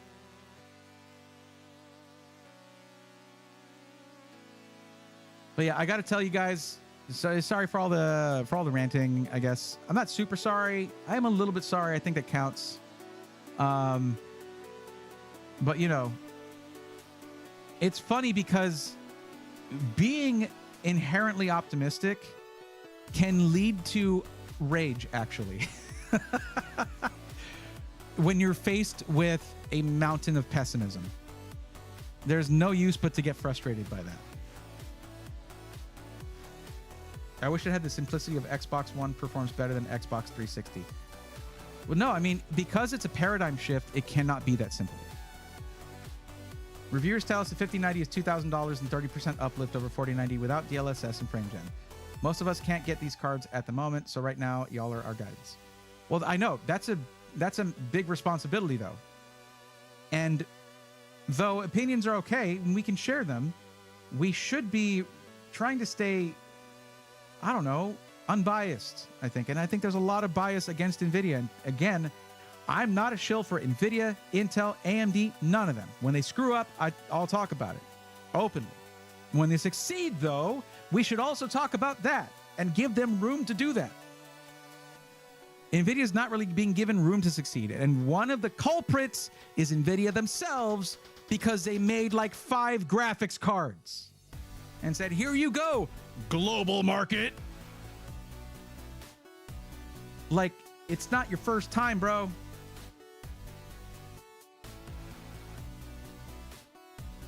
Oh, okay, Sgt. Pepper's your favorite too? That's such a good album.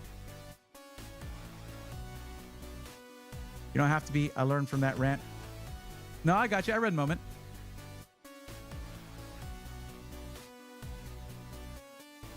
Develop. Here's what I'm going to tell you. Like, you're having seller's remorse, buyer's remorse, double buyer's remorse. Like, just stick with what you've got and enjoy the hell out of it. Because, again, the only benchmark that matters is enjoyment. That's it. If whatever you have right now, you're having a good time gaming, then you have zero to worry about. Nothing. Nothing to worry about at all. That goes to all you guys. Whatever you have. It doesn't matter what the guy next to you at the LAN party has. Pat him on the back, say good job on, you know, spending twice what I did on my PC, I guess. Cool. Whatever you got is what you've got. Run what you brought and enjoy yourself. If you're stressing out about, I should have bought this, should have bought that, like, you should be too busy gaming to worry about that stuff, or too busy producing music, or you should be too busy editing Instagram Reels or YouTube videos, or streaming, or doing all that stuff to worry about the things that beep and boop and spin the fans. If it works, it works. Let worrying about optimizing that stuff be my problem. Let me worry about that for y'all. And if you've already got your stuff, you're good. Like, there are people out there who are dying to get their hands on a PC right now. If you've already got one, the last thing you need to be worrying about is like, but could it be 5% more FPS? Could it be that? Could it 5% more? If I had just spent $1,000 more, I would have 30 more FPS and I'd be at 640 FPS. Like, stop. Have fun. Gaming is awesome. PC gaming is even more awesome. Just have a good time. And, you know, in 3-4 years, then you can worry about, maybe I need to upgrade. Maybe I don't. Is this working fine still? All right, I'm good. Your enjoyment is all that matters. The charts, They're useful for us. They're limited use to consumers, I think, because we get too wrapped up in them. Just enjoy yourself. You have my blessing. I believe in you.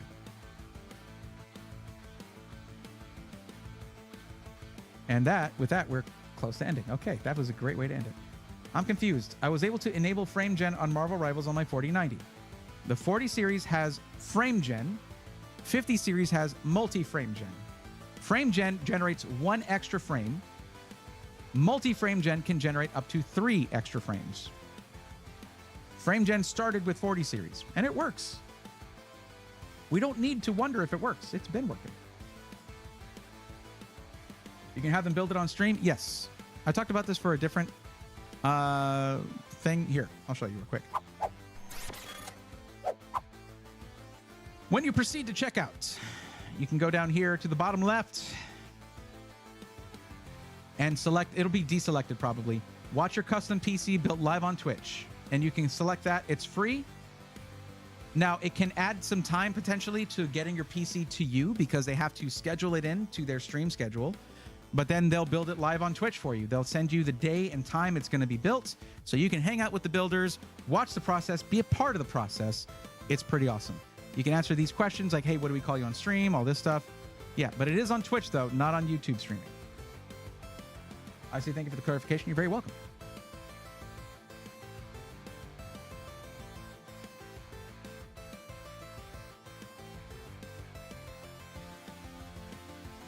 You can have them. Yes, so yes, you can.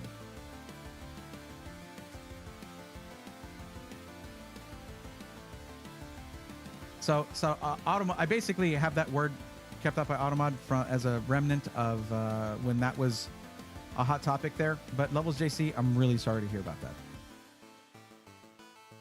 that. When that happened, it was rough for a lot of people. That really sucks. And it happened to me too, actually, because I paid them for a giveaway PC, and they never sent it out.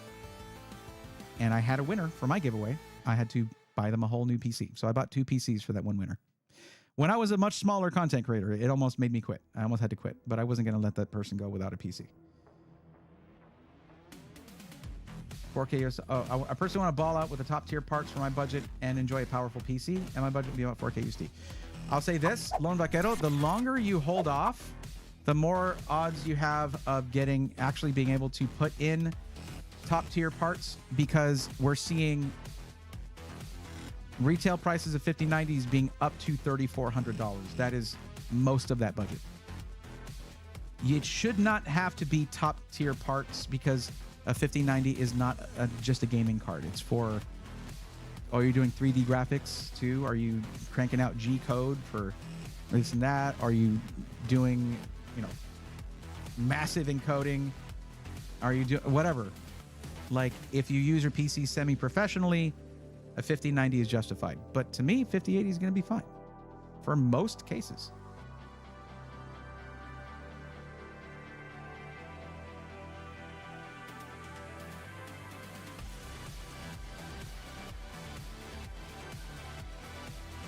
Yeah, I'm glad I found you. Well, my uncle found you and oh, cool.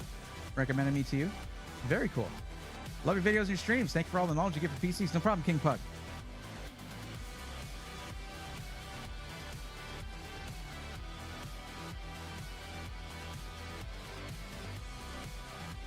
Let me do a little roll call over. This is for the YouTube stream real quick.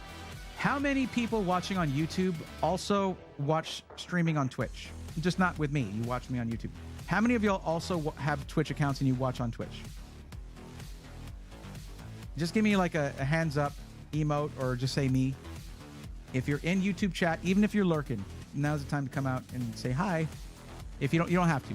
Some people are more comfortable just being lurked from start to finish, and that's fine.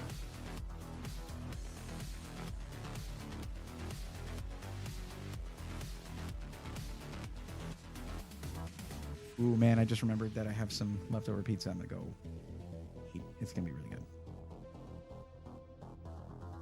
That's good. Not all at once, YouTube chat. Not all at once, everybody. That's okay.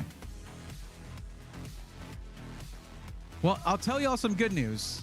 While I was just going off the rails on that rant, crushing that soapbox, while I was doing that, we didn't have anybody who was just waiting for their turn to come up in chat. It was okay. Like, we got that all sorted. Nobody was waiting for help while I was doing that, because sometimes that happens and I feel awful afterwards. But we're all good.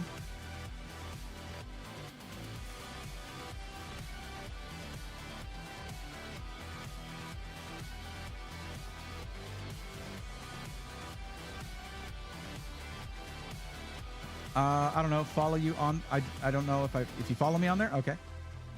Twitch clone Smurf says Adam Williams. Gary Quinky says no. Oh, okay.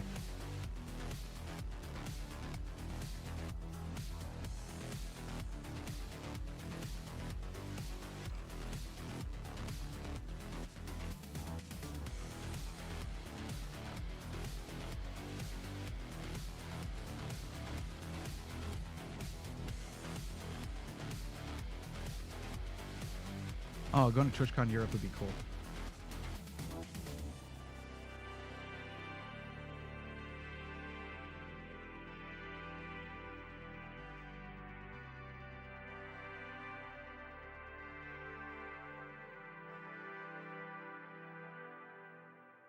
Okay.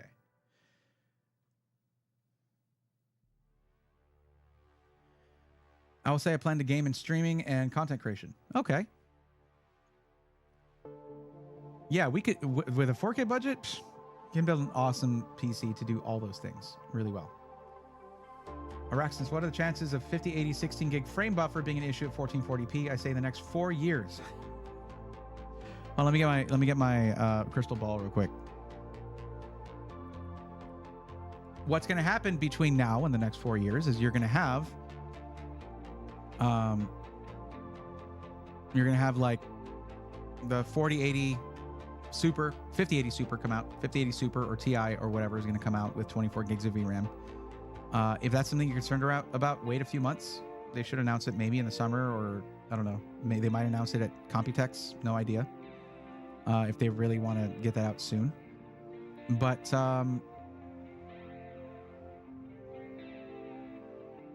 yeah, that's what I was saying. Yeah, it's like a mid-generation refresh thing.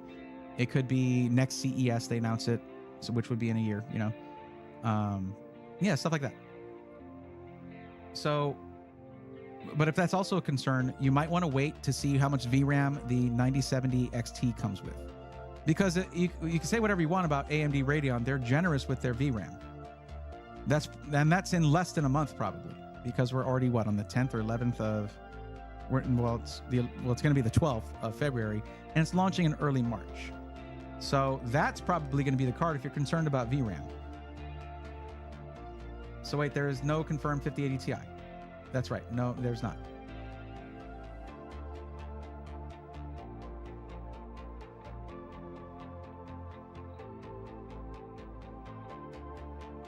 Oh, King Pug, I had to up the security on that earlier. It's not how I usually have that set up. But if you just hang out there, that does count. I was just gonna say, because there's a lot, you know, there's one thing I don't ask for. I do these things where I talk about PCs. I help people one-on-one. I don't ask for any money for it. I don't ask for subs. I don't ask for donos, none of that kind of stuff. The only thing I ask people is, hey, let's all pile up to do the raid, because I love raiding other streamers. I know how tiring streaming can be. Physically and mentally, it can be very tiring. Not necessarily, I mean, physically, yeah, you're focused for hours and hours. That is its own physical challenge. But anyway, it's more mental, really. And I like that feeling of being able to boost somebody, you know, to be able to go in there and make their night a little better. So for anyone who is on YouTube who has a Twitch account, the link to the Twitch stream is in the description. Jump in there. And I know I had to up my security settings and stuff in my chat, but the next chat won't have that. And we can make someone's night a little better. Go in there, send a positive message, even if you got to go after that. It's pretty late. I get it. But just send a quick positive message just to say that, hey, hi, Bray Raid or whatever. And that's all I ask for what I do. Just giving free help and talking about computers for hours and hours on end. Not that I don't enjoy that, trust me.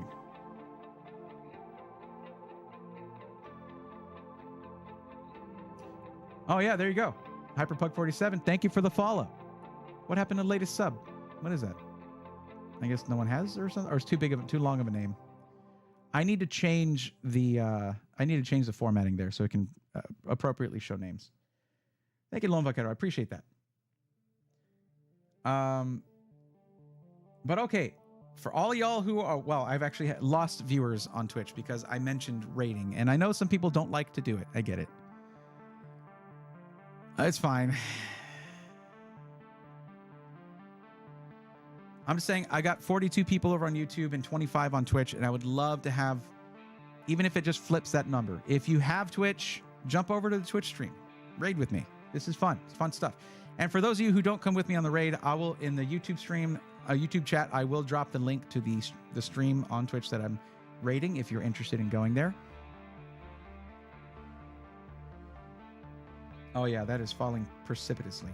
Jeez. I went from 30 to 23 the moment I said raid. Good Lord, guys. This is all I ask of you. That's it. That's it.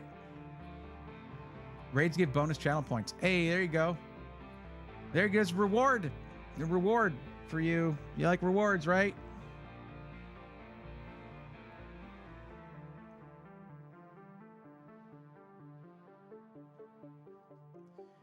So like Twitch raids are fantastic. They are. I love them. Thanks for a place to hang out and talk tech beyond pre-built help, of course. Found you a good bit ago from a Robitech raid. Yeah.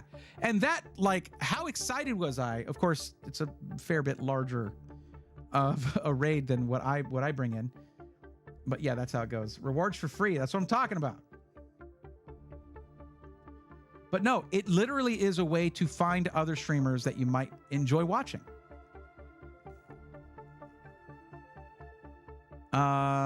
Okay. I rated Jay's 2 cents last time. You all already know who that is.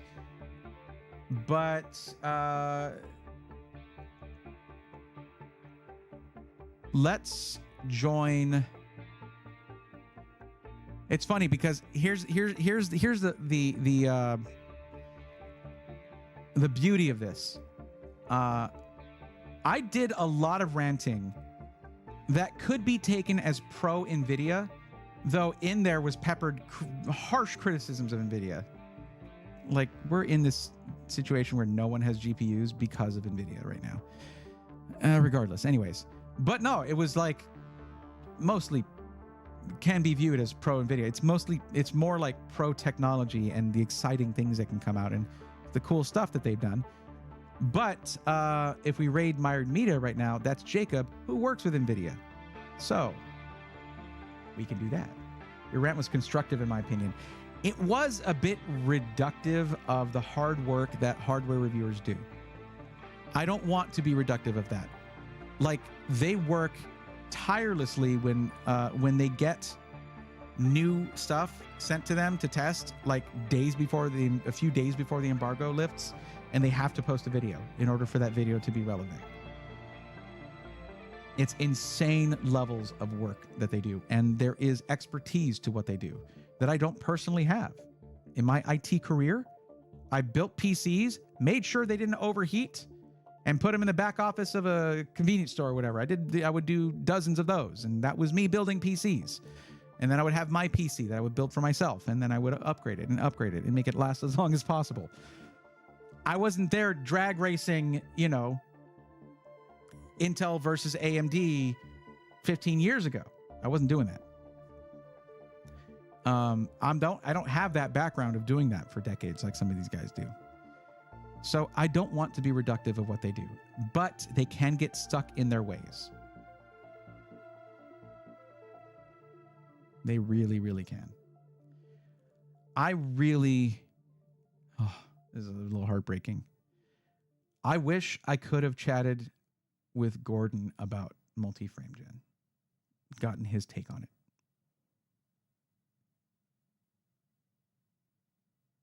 I made myself incredibly sad right now. I miss Gordon. Gordon Maung of PC World, who passed away recently. That's what I'm talking about. I think that those chats would have been amazing. That would have been awesome. It was mostly tech is cool. Enjoy tech. Yes. I said it before I typed it. There it is. What I got from your rant was a perspective outside of what you were saying about those reviewers. Yeah. Because I don't have decades of drag racing components and just trying to make big number go bigger. It was me trying to enjoy what I could afford. That's my enthusiast experience. Just trying to get the most enjoyment out of the stuff I could afford. Clone Hunter, thank you for jumping in. I appreciate you. Oh, snap. How long are you streaming for? I usually end at midnight central, which we're 5 minutes past. King Pug. So we're gonna be rating Jacob of NVIDIA over at Mired Media, and they do fun stuff. And in fact, he does interesting testing with NVIDIA stuff that you can watch live on stream, showing actual gameplay stuff. Like when Indiana Jones was first, he was like, "Hey, check out the ray tracing in Indiana Jones. This looks insane." Like he's an enthusiast in what he does. He's got the perfect job for that because he gets to talk about what he does. Thank you for another great and helpful stream, Bray. Thank you, Baz the Trash. Appreciate it. And Clone Hunter, thank you for jumping in. That's also much appreciated. But let's do this. Let's bring that sort of excitement and positivity to someone who has been like, Jacob is a good dude. He's a really good dude. Imagine working for, like, I'm not trying to like put him up on a pedestal. He's a dude. He's a guy. He's a normal guy. But imagine like working for NVIDIA. He's formerly from EVGA, went over to NVIDIA, right? Like he's done videos with Jay's 2 Cents. He's well known in the industry, okay? But really cool dude. But imagine being excited about a product that y'all are bringing to market and then seeing just avalanches of negativity around a technology that they were genuinely excited about. So, like that's the thing. It's like I just want to recognize like, yo, this could be super cool. Let's be open to that. That's what the rant is really about. That's all it's about. But let's go hang out with Jacob. Oh, Swarm Nerd, what's up? Okay, I got you. D Clone Hunter, very cool. Thank you for joining over here. Kishan, you're very welcome. Let me know how that turns out for you, okay?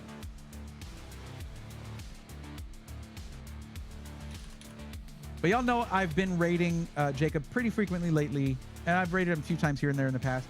Just a cool dude. Let's go do that. And I will see you guys in the next one. This was awesome. Thank you so much for hanging out with me and humoring me. And until next time, take care.